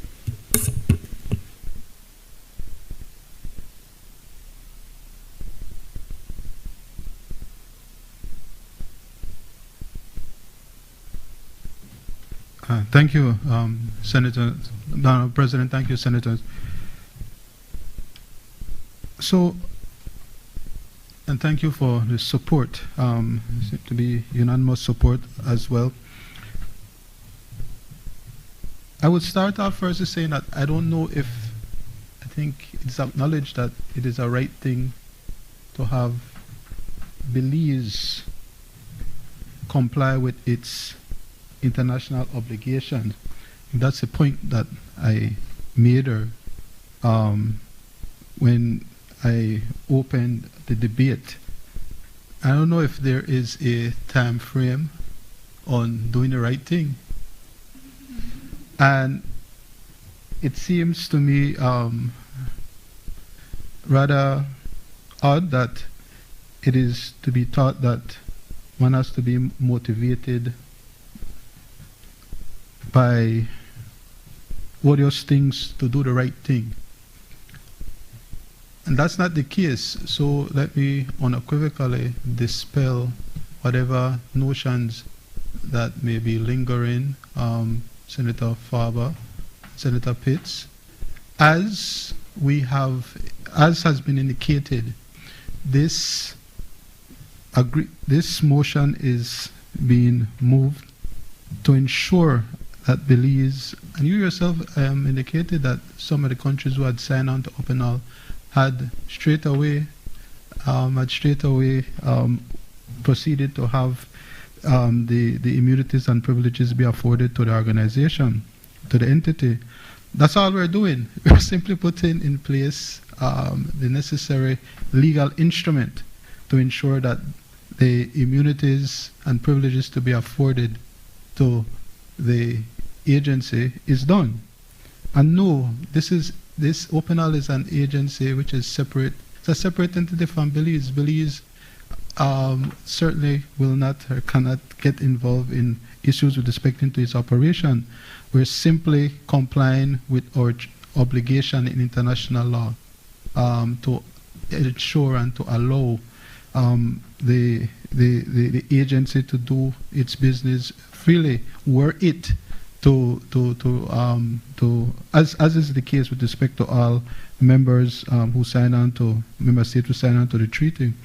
So again, thank you members for your support. And again, it's unfortunate that it is thought that doing the right thing, although belatedly, might have been motivated by other concerns, but no. This is driven by the fact that these, and you would have noted also in respect to, it wasn't debated, but I just make the point that in terms of those submissions from the Ministry of Rural Development and Labor, those are belated as well, but there comes a time when we have to act and we have to do the right thing, and that is the reason why this motion has been moved at this point in time. Madam President, I thank you, and I move that the question be put. Honorable members, that motion is referred to the Constitution and Foreign Affairs Committee for examination, consideration, and report. I recognize the leader of government business.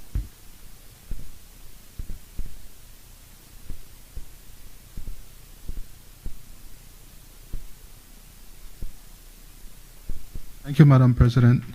Madam President, this is the resolution authorizing the extension of protocol on the privileges and immunities of the International Seabed Authority. Motion. Madam President, whereas Belize became a member of the International Seabed Authority, having acceded to the United Nations Convention on the Law of the Seas on the 13th of August 1983, and whereas the purpose of this protocol is to provide for the necessary legal capacities and protections of the respective agencies to perform their official duties and fulfillment of their mission, and whereas these provisions in general are in accordance with the Diplomatic Privileges and Consular Conventions Act and are in alignment with the privileges and immunities afforded to similar international agencies and entities in Belize, and whereas the government of Belize is desirous of acceding to protocols pursuant to Article 17, and whereas Section 61A 2A of the Belize Constitution, as amended by the Belize Constitution 6th Amendment Act No. 13 of 2008, provides that the Senate shall authorize the extension of any treaty by the government of Belize. Now therefore be it resolved that this Senate authorizes the government to accede to the protocol on the privileges and immunities of the International Seabed Authority, a copy of which has been shared with senators.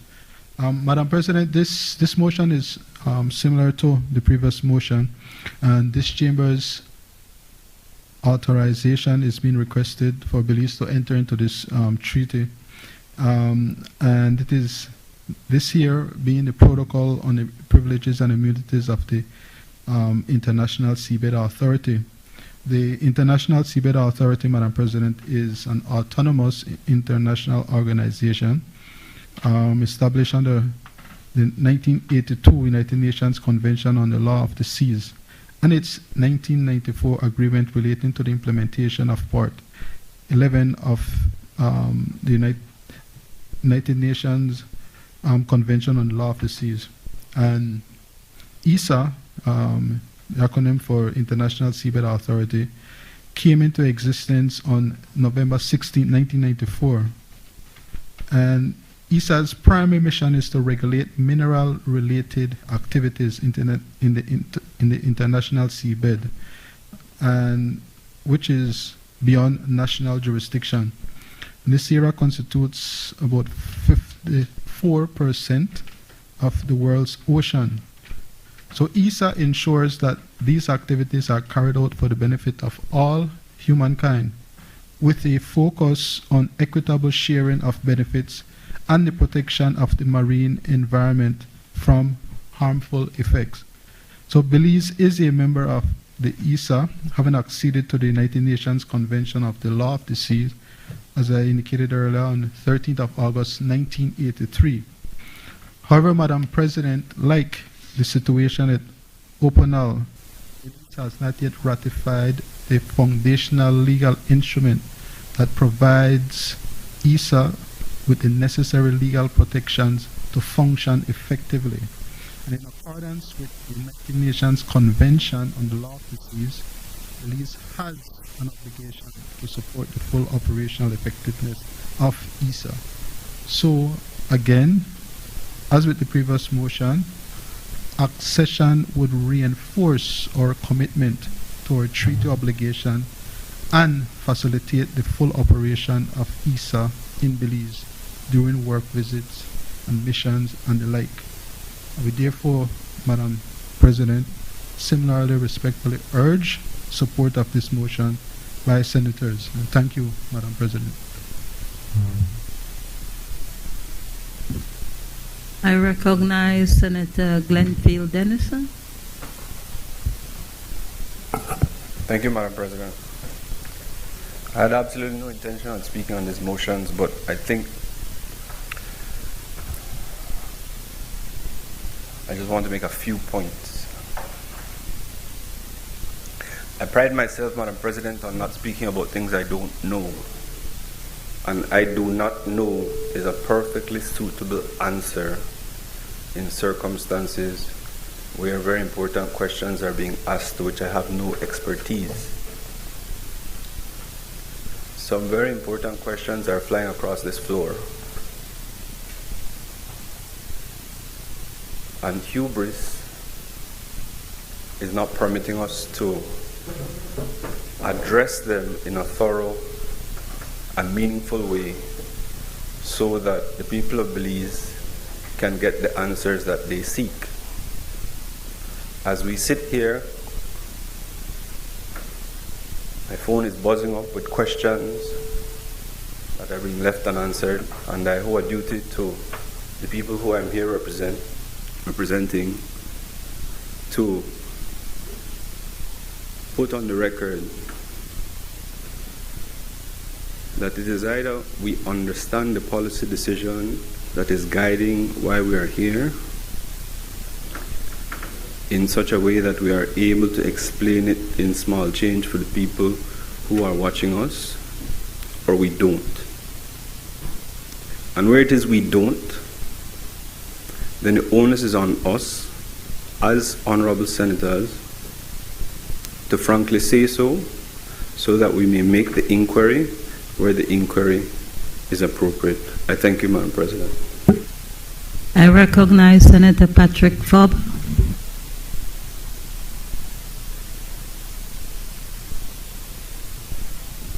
Just before I make my intervention, Madam President, it is important to me that you clarify that the opposition gets the first response after the leader of government business. Typically, yes, lead senator for the opposition.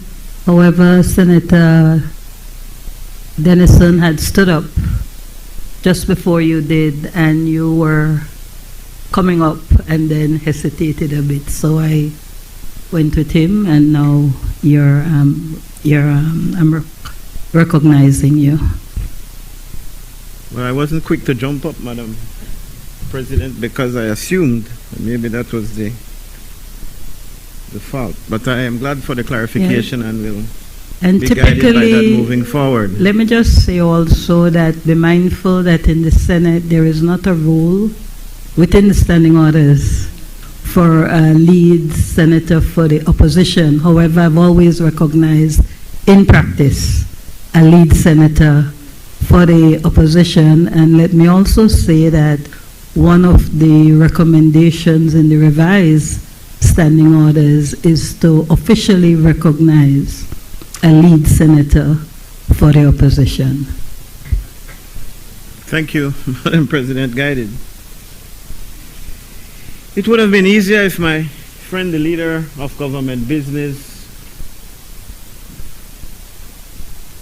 if he would have said, Madam President, that there is some objective of the government to look at all of these treaties that have not been ratified. I would understand that. The Belizean people would understand that. If we are going to look at treaties from 30 and 40 years ago, and you expect us to believe that there is no agenda, then we should be looking out in this Honorable Senate for many, many more if there is. There are other treaties that have not been recognized by the Parliament. And if that is the case, then let us know. That is, in fact, again, Madam President, a better response than what my friend has given. Here we are again, Madam Speaker, Madam President, being asked to ratify a treaty that Belize joined in on from 1983, that is over 4 decades ago. And we see the ACWL, we see the OPNL, and now we're seeing this. So we have to question again. We have to ask the question again, why are these treaties now coming up? And like I said, I got a semi-okay answer for the ACWL, but the OPNL and this one, it must mean, Madam President, that we are jumping through hoops for somebody else. What benefits are we to gain from this is a question that all Belizeans want to know. The so-called common heritage of mankind is what is governed, or what intergoverns when it relates to the seabed. This means that minerals, energy, and resources that will shape the future of global technology would be governed as we call it, common heritage of mankind. For a coastal nation like us, this could be an opportunity, Madam President, an opportunity to stand tall as an advocate for fairness, to ensure that small states are not left behind while the big powers carve up the seabed. And I'm hoping we can hear from Senator Shimon on this motion. Yet, Madam President, this motion presented by the government, even though we had a grand opportunity, does not say anything about how the ISA membership connects to our blue economy strategy. It says nothing about whether Belize intends to participate in seabed resource management. It says nothing about how this links to protecting our reefs, to protecting our fisheries, to protecting our marine biodiversity. Instead, Madam President, we are told that only that privileges and immunities will be granted, but nothing about Belize's national interest, which again causes us to believe that we are being guided to jump through hoops. And then there's silence again when it comes, Madam President, to the costs.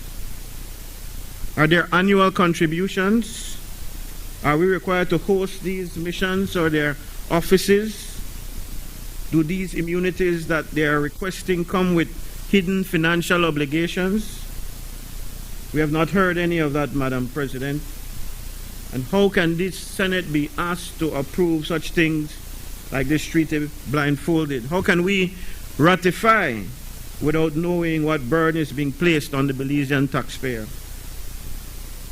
Madam Speaker, Madam President, privileges and immunities are not trivial. They mean that ISA representatives will enjoy protections from Belizean courts and Belizean laws. While that may seem standard internationally, we need to have safeguards here at home for our Belize. What recourse, for instance, do we have if immunities are abused? Who monitors the ISA activities here in Belize? How do we ensure Belizean sovereignty is not weakened? The government, Madam President, in its presentation has not addressed any of these issues. The opposition, for the record, Madam President, does not oppose the principle of being part of the ISA. So, yes, my friend, the leader of government business, you can check it off again. I suppose we are unanimously on the same page in terms of support. But again, we do not oppose participation in global governance of the seas, but we do oppose the government's approach. We oppose rushing a treaty after 42 years of neglect. We oppose failing to disclose any related costs. We oppose offering no explanation of the benefits. Man, for something that was signed 42 years ago, you would think they would generate some kind of at least small education campaign, put something on the government press office website, do something to sensitize Belizeans that we're going to now officially put our stamp on it. Rubber stamp, that is. And that is all the government has reduced us to in this honorable House of the Senate. A rubber stamp for somebody else's foreign agenda. I ask again, Madam President. Madam President, on a point of order, I have extended great latitude in this round, and on the motion before, because I understand that there may be questions that are worth putting out there.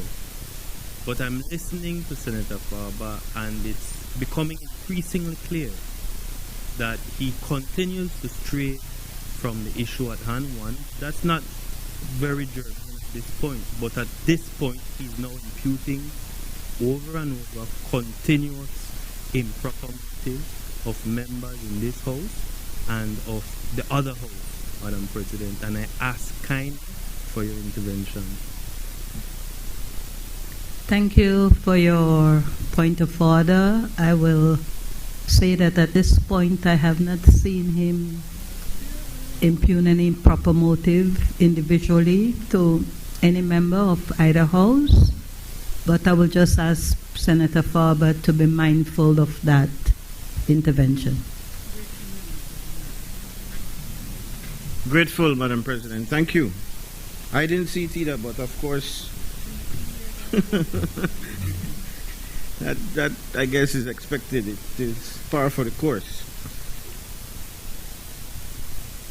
I ask again, Madam President, and notice I do it in the form of a question. So if it's not so, then it is up to my friends on the other side to say that it is not so. It's not imputing any. Anyway. What, Madam President, has been promised to Belize in exchange for passing motions like this? That's a direct question. If anything at all, yes. And if it was not that we were promised something, then what is the threat that was put over our heads if we don't now, after 42 years, sign this treaty into effect? Well, it is my lawyer on my side here is making sure that I am aligned. The Belizean people, Madam President, deserve honesty. They deserve to know the truth. They deserve, Madam President. Sorry. Madam President, I'm not quite sure how often this provision of the standing order is utilized, but Senator Order 35B, which allows, if the senator gives way, it provides that a senator can interrupt to elucidate some matter raised by that senator in the course of his speech, provided that the senator speaking is willing to give way and resume his seat, and that the senator wishing to interrupt is called by the chair. I take your point, and I will ask Senator Farber is he prepared to give way. Madam President, I am very gracious to my friend, the leader of government business, but as you know, he has the last word in these debates, and he will have ample enough opportunity to elucidate, to clarify whatever matter he feels needs such clarification.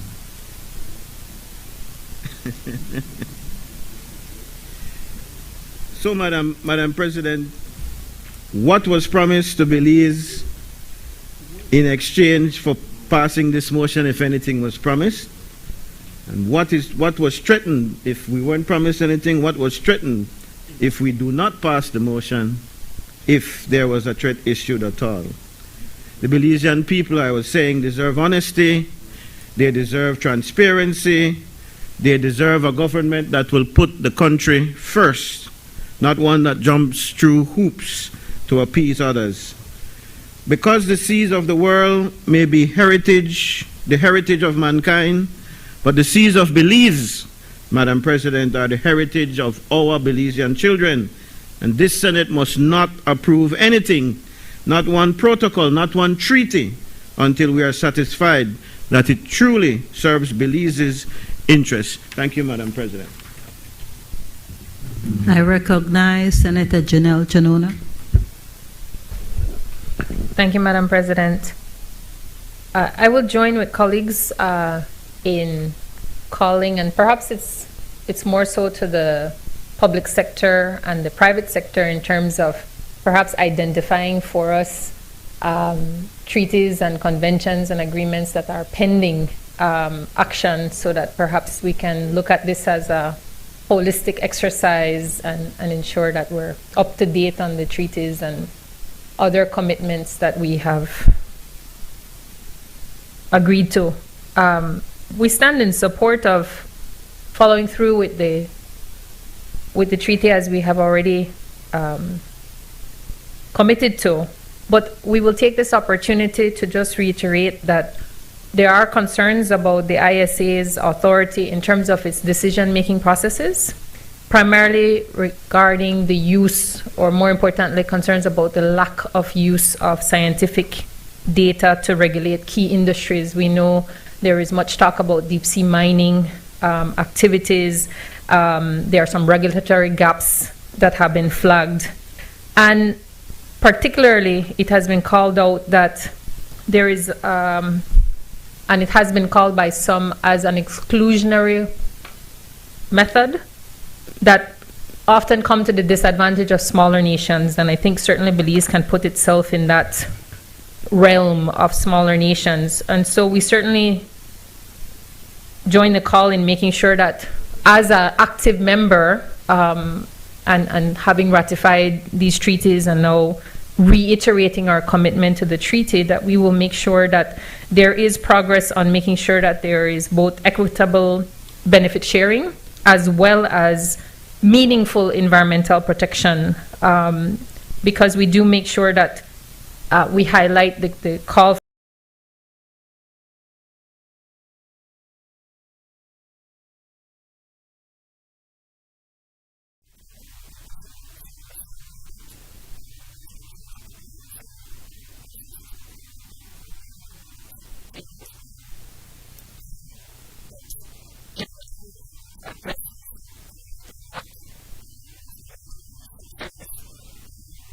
to make sure that we uphold collectively UNCLOS's mandate to protect the deep sea environment and ensure that the benefits are shared equitably. It has been called out already that this is a common heritage for mankind, but day to day, Madam President, we know what the sea is for us at home, and I think there's no danger in making sure that we take every step to make sure that we're doing everything we can, everywhere that we can, to make sure that is not lost on the rest of the world. Thank you so much. I recognize Senator Linsford Castillo.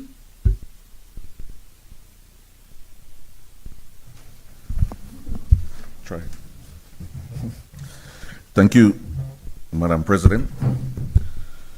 Good morning, and I would like to quickly take the opportunity to join my colleagues in welcoming the Attorney General, who is acting today as our leader of government business. So welcome, Senator Sylvester.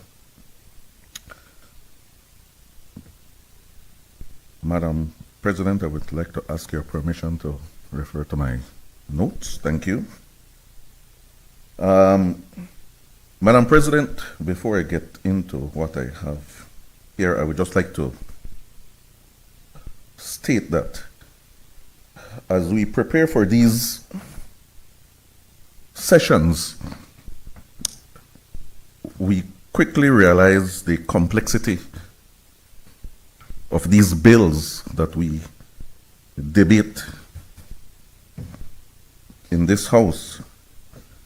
And like Senator Denison mentioned, how much you realize that you don't know a lot until it's time to prepare your remarks and to really look at these bills very, very carefully, because the business of this House is very serious.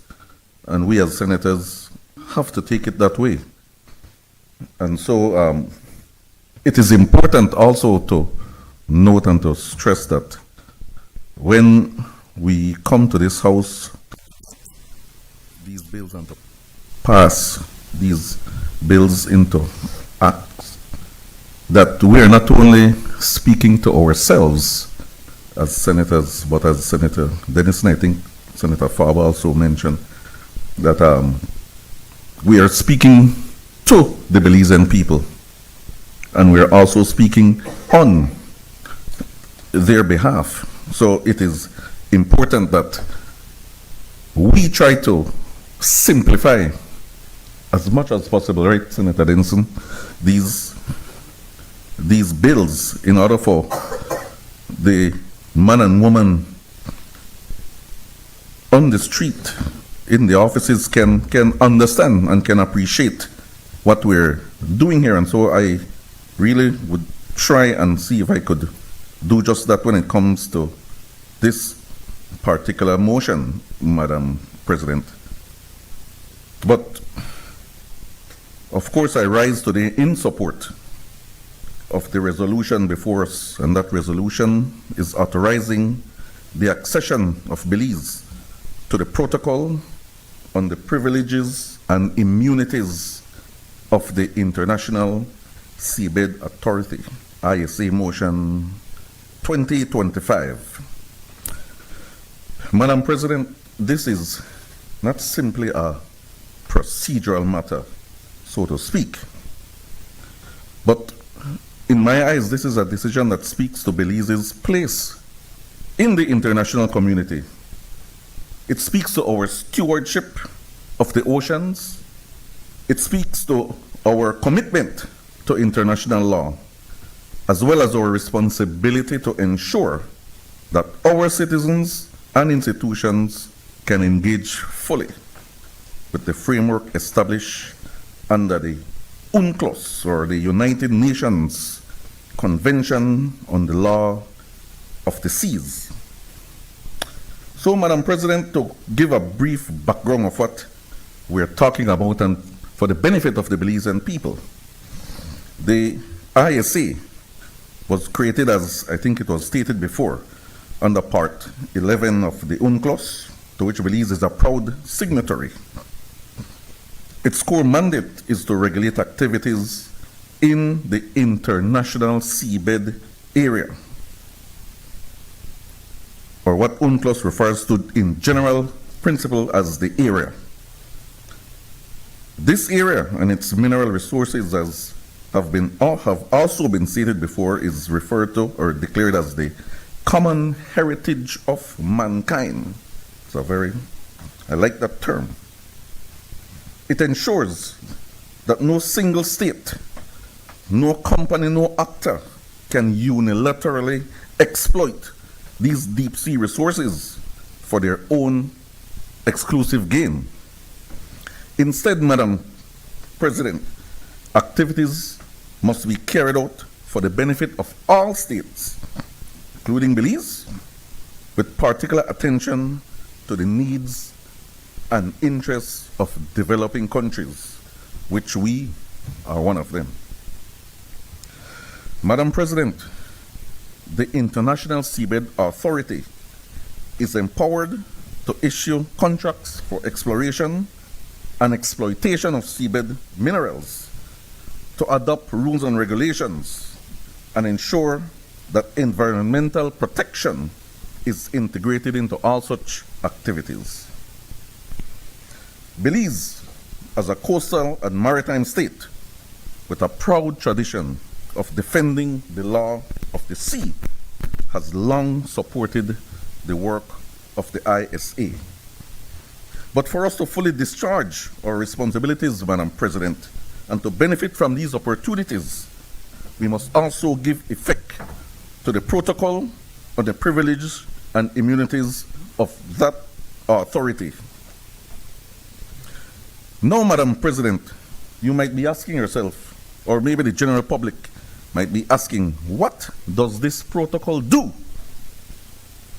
And so, to answer that in short, Madam President, it gives the ISA and its organs and its officials and those participating in the work the necessary legal protection and privileges to function effectively, Madam President. This is a standard practice for international organizations, such as the United Nations and other agencies that enjoy certain immunities in order to carry out their mandates, free from interference by individual states. So too, must the ISA enjoy those privileges. And so, Madam President, this protocol establishes provisions such as immunity from legal process for the ISA, privileges for ISA staff and representatives to perform their duties without hindrance. 3, exemption from taxes and duties in certain contexts, as well as legal capacity for the ISA to enter into contracts and agreements. Without these privileges and immunities, Madam President, the authority will not be able to function effectively, and its work could be undermined by domestic legal actions in different jurisdictions. So, Madam President and my honorable colleagues, accession to this protocol is not just a symbolic gesture. It has practical significance for Belize. And if you may allow me, Madam President, let me highlight 3 of these important reasons. First, it aligns us with our international obligations under the UNCLOS. Secondly, it positions Belize to fully participate in deep sea governance. And thirdly, it supports Belize's strategic interests as a maritime state. I am mindful, Madam President, that some may ask whether granting privileges and immunities to an international body could anyway compromise Belize's sovereignty, and I think Senator Farber raised that concern. Let me be clear, Madam President. The privileges and immunities are strictly functional. They are limited to what the ISA requires to discharge its mandate. They do not place the authority above the law, nor do they exempt individuals from responsibility for private acts outside their official capacity. And so, Madam President, we should also view this resolution in the wider context of ocean stewardship. The deep seabed represents one of the last frontiers of human exploration. Its resources are of great interest to industries seeking inputs for renewable energy technologies. Yet it is also a fragile ecosystem full of life forms barely understood and critical to the health of our planet. Madam President, as a small coastal state on the front line of climate change, Belize must be an active voice in shaping how that balance is struck. Our advocacy for strong environmental safeguards, precautionary principles, fair distribution of benefits carries weight only if we are fully engaged in the institutional framework.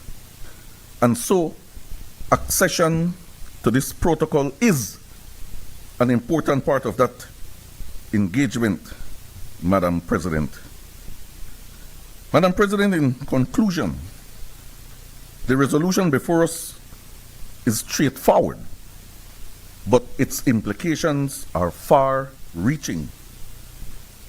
By authorizing accession to the protocol on the privileges and immunities of the ISA, we, 1, honor our obligations under UNCLOS, 2, support the effective functioning of the ISA, 3, safeguard Belize's participation in deep sea governance, 4, uphold our tradition of defending the rule of law at sea, and lastly, signal our commitment to responsible stewardship of the oceans. I end by urging all members of this honorable chamber, and so far I'm seeing all support, for this resolution. Let us make clear that Belize stands firmly with the international community in ensuring that the resources of the deep seabed, or as we are referring to it, the common heritage of mankind, are managed fairly, responsibly, and sustainably.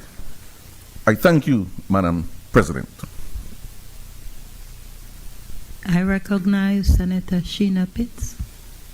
Thank you, Madam President. 3 for 3, Leader of Government Business. We support the motion. On this one, however,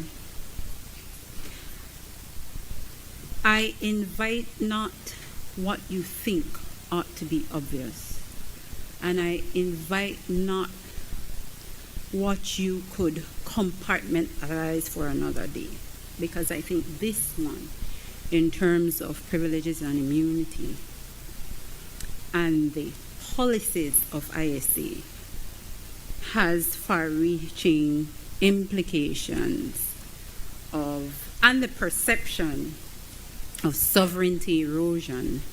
And I say this because ISA particularly, they have their own set of policy and they operate independently of the laws of the domestic country. And so for that reason, I am more than cautious, and I'm inviting the government to, consistent with the accession, apply for waivers. And I will give examples of the kind of waivers I am referring to. Because, and on the issue of sovereignty erosion, we lose policy flexibility, because once we ratify, we can withdraw immunities, even if ISA activities clash with our national priorities. So that is a concern I have. I was listening to Senator Castillo. He said he was going to speak for the average Belizean and tell us about these privileges. I don't know if you took your seat too quickly, but let me help you. In terms of what the protocol protects, it protects ISA property and assets, as I understand it. They're inviolable. That simply means you can, and Madam President, I seek your leave to talk and leak Creole. I will, clean it up with English, needs be. But you can't touch it, you can't search it, you can't take it away, you can't interfere with it. So that is the kind of immunity extended to property and assets. It cannot be searched, it cannot be confiscated, it cannot be interfered with by Belizean authorities. In terms of their officials and experts, they're immune from legal process for acts performing their official capacity. They're exempted from certain taxes and custom duties. Now, it goes without saying that they should be granted immunity once performing their official capacity. However, as I've mentioned before, immunity shouldn't mean impunity. And there are things that can go awry in official capacity that we should have a space to address as a country. Another protection is representatives of states of ISA at meetings. They enjoy diplomatic light privileges while on ISA business. And all ISA documents and communication, again, inviolable. Ensuring operational expenses. In terms of the waiver, Senator Sylvester, the suggestion is, and I've checked, the Secretary General does have the authority to make waivers. There's a space for that. Either the ISA Secretary General or the Assembly for the Secretary General himself, they may waive immunity. And in waiving immunity, it would be when immunity impedes the course of justice. So in this case, the recommendation here is that the accession should be accompanied with a request for waiver to state that where there are things done, even if during the course of official capacity and they impede the course of justice, police should be able to take action against those persons who've done it.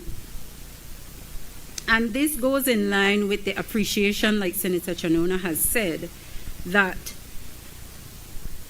it's not everything that the ISA does that enjoy carte blanche appearance of correctness or rightness, especially where some policy or some actions taken are devoid of sufficient scientific data to back up those decisions. So considering that, then especially, we should have cause for pause to ensure that there is no variation from our national policies when it comes to that, and if there is, we have an opportunity to opt out or at least to address it before action is taken. Now, in terms of waivers with relation to ISA members and our citizens, it should extend to misconduct by ISA staff affecting citizens, like labor disputes or even traffic accidents, contractual or commercial disputes where ISA staff are involved personally, or even serious criminal matters where immunity would block accountability. I mean,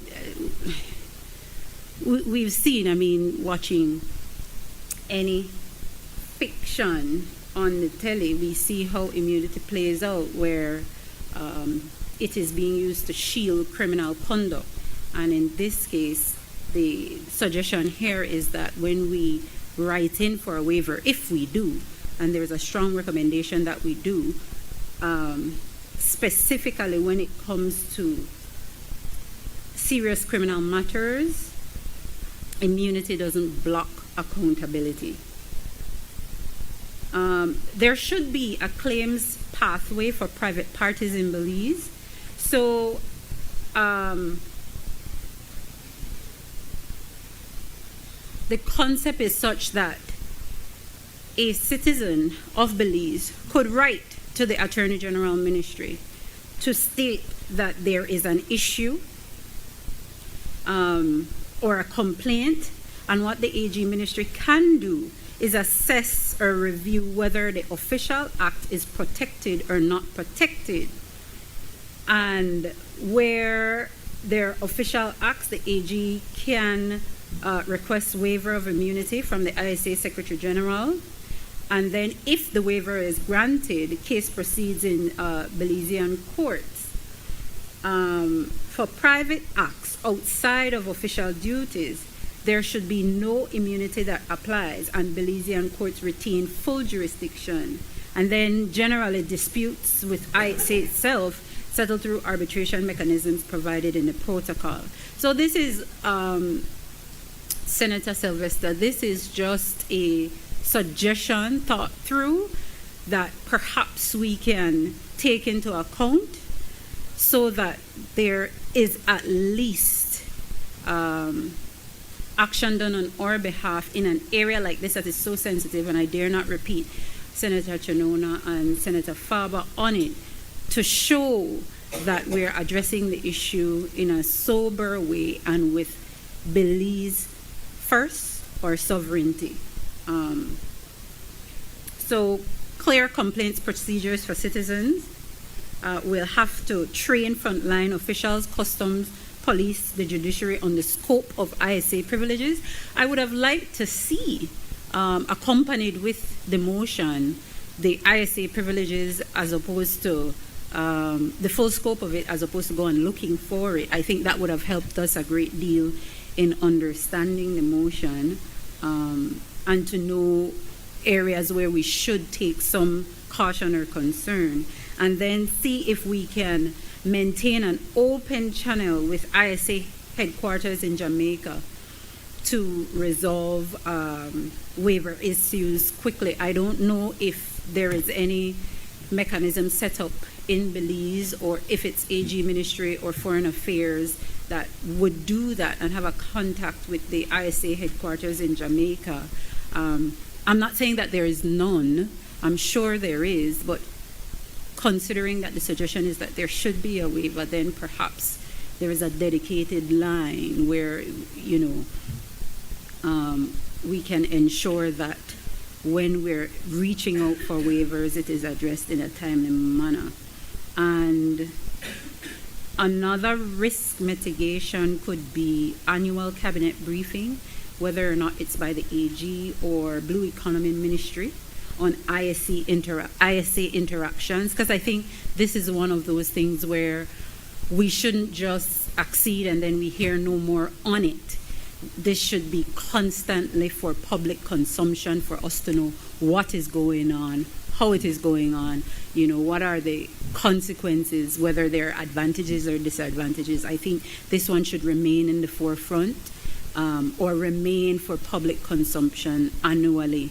And like my Senator Faber has said, there should be some sensitization publicly so that we're aware of ISA interactions with Belize. With that, thank you, Madam President.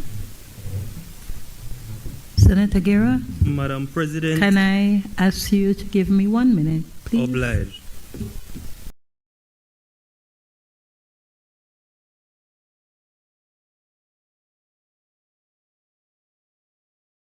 Please. Obliged.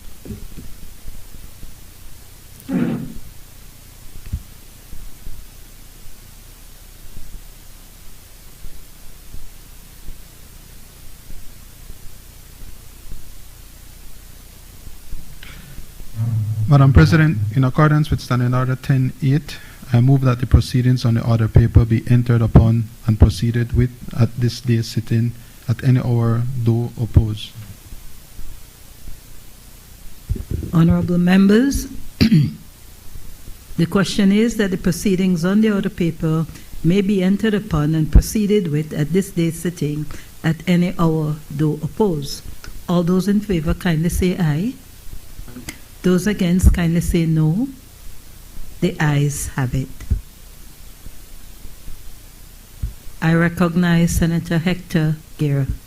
Madam President, just 3 points.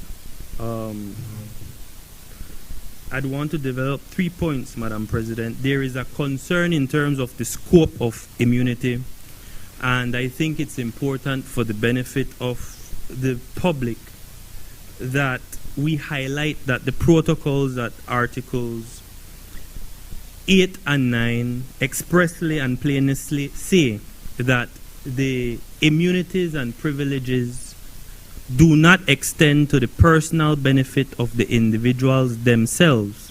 And it's important to underline this part, but in order to safeguard the independent exercise of their functions in connection with the authority.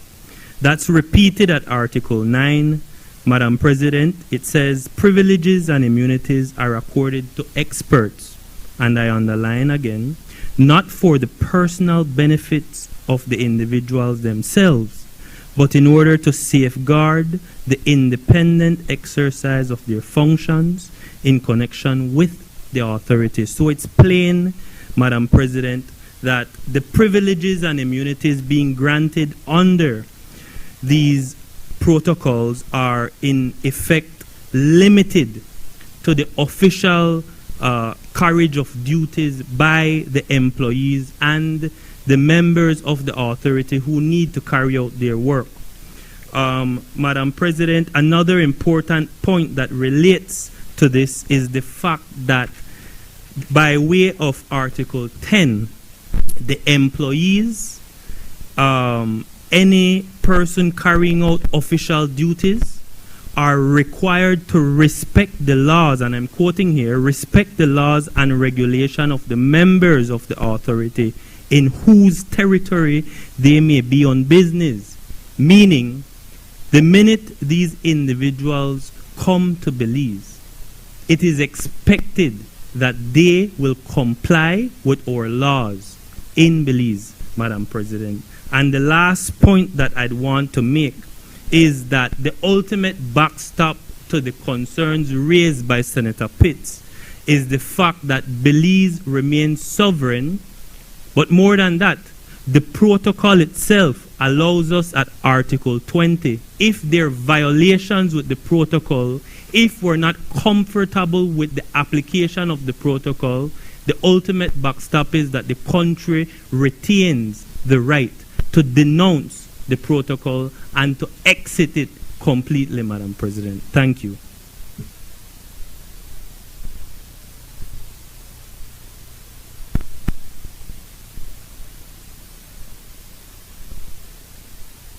Thank you, Madam President, and thank you, Senators, for your very useful interventions, which has certainly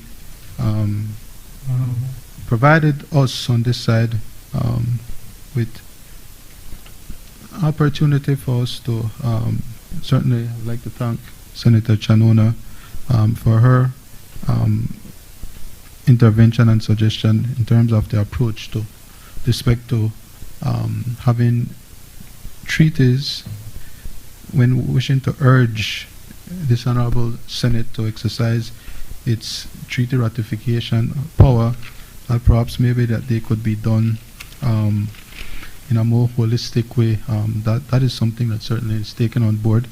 I'm grateful for Senator Guerra's intervention just now to address the issues, but I have to concede, Senator Pitts, that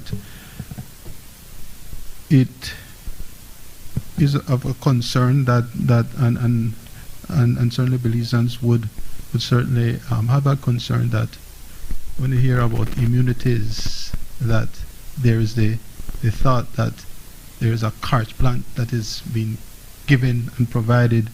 That, of course, is not the case, as Senator Guerra just indicated.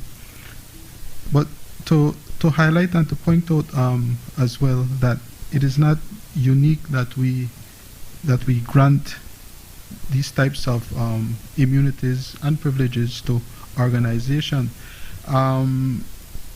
There are, for instance, a number of other organizations which have been granted such. You have the International Civil Aviation Organization, the International Labour Organization, the World Health Organization, the United Nations Educational, Scientific and Cultural Organization, the CCJ, and of course, what is to be noted and pointed out is that the convention, the Vienna Convention, what it does, it gives a guide, and so that guide takes into account that states are sovereign, and when these subsequent treaties or agreements that they are crafted, they also take that into cognizance that the member states are sovereign and that they ultimately have a duty and a responsibility to their people and to their country first.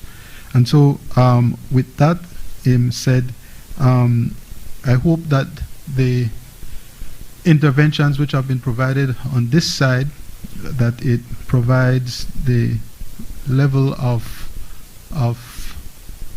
understanding and clarity that I suppose was not there at the outset. But suffice it to say that the government is acting in good faith.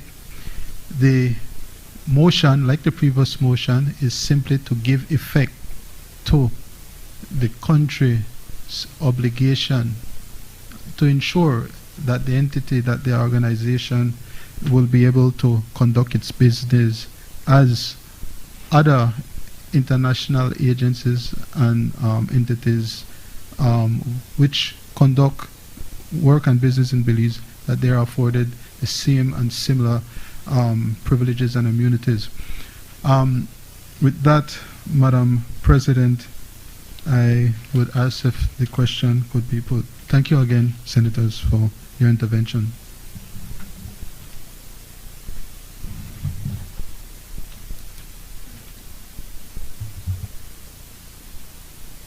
Honorable members, the motion is referred to the Constitution and Foreign Affairs Committee for examination, consideration, and report.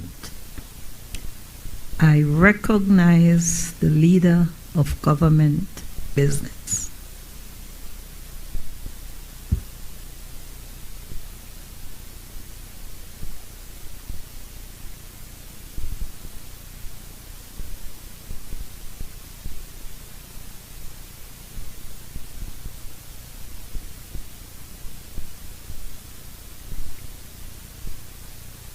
Madam President, this is the Central American Bank for Economic Integration, CABE, subscription motion. Madam President, I move that whereas Belize is a member of the Central American Bank for Economic Integration, and whereas recognizing the major opportunities in development funding and initiatives that can be benefited as a voting member of CABE, the government of Belize in 2023 requested an increase in its participation share capital of the bank. And whereas the Board of Governors of the bank on 18th of December 2023 adopted resolution number AG 19/2023, which approved an increase in Belize's amount of its participation in the share capital of CABE to a total of 4,000 Series B shares, consisting of 25% or 1,000 shares as payable capital and 75% or 3,000 shares as callable capital. And whereas in accordance with the terms of the aforementioned resolution, Belize is required to subscribe to these 4,000 shares expressed in current United States dollars at the rate of $10,000 per share, amounting to a total of $40 million. And whereas also in accordance with the terms of the aforementioned resolution, Belize is required to make payment of $10 million, being the payable capital portion of the shares, in 4 annual, equal, and consecutive installments of $2,500,000. And whereas the remaining amount of $30 million, being the callable capital stock, is payable when called by the bank, and whereas there is no specific provision in the International Financial Organizations Act, Chapter 265 of the laws of Belize, or any other law to enable the Minister of Finance to subscribe to such shares or make such contributions. And whereas, consequently, the government of Belize is desirous of obtaining the approval of the National Assembly by way of a resolution before subscribing to such shares and making such contributions. Now, therefore, be it resolved that this Honorable House, being satisfied that the aforementioned capital subscription would be beneficial to the interests of Belize, authorizes the Minister of Finance to sign an instrument of subscription and all related documents to give effect to such capital subscription. Madam President, this CABE share subscription motion has the consent of Cabinet. Madam President, CABE was founded in 1960 and has as its mission to foster economic integration and promote inclusive and balanced social development across the Central American region. CABE has proven to be one of those partners upon which Belize can rely, not only for loans, but for much needed grants in event of natural disasters. So, for example, Madam President, right after this administration was elected in 2020, when we were affected by Hurricanes Eta and Iota, it was CABE that we were able to source funding from quickly. It is no secret, Madam President, for developing countries like ours, access to timely, affordable finance has consistently been an obstacle along that path of our economic development and transformation. Deepening relationship with a multilateral development bank like CABE serves to support overcoming such hurdles. The government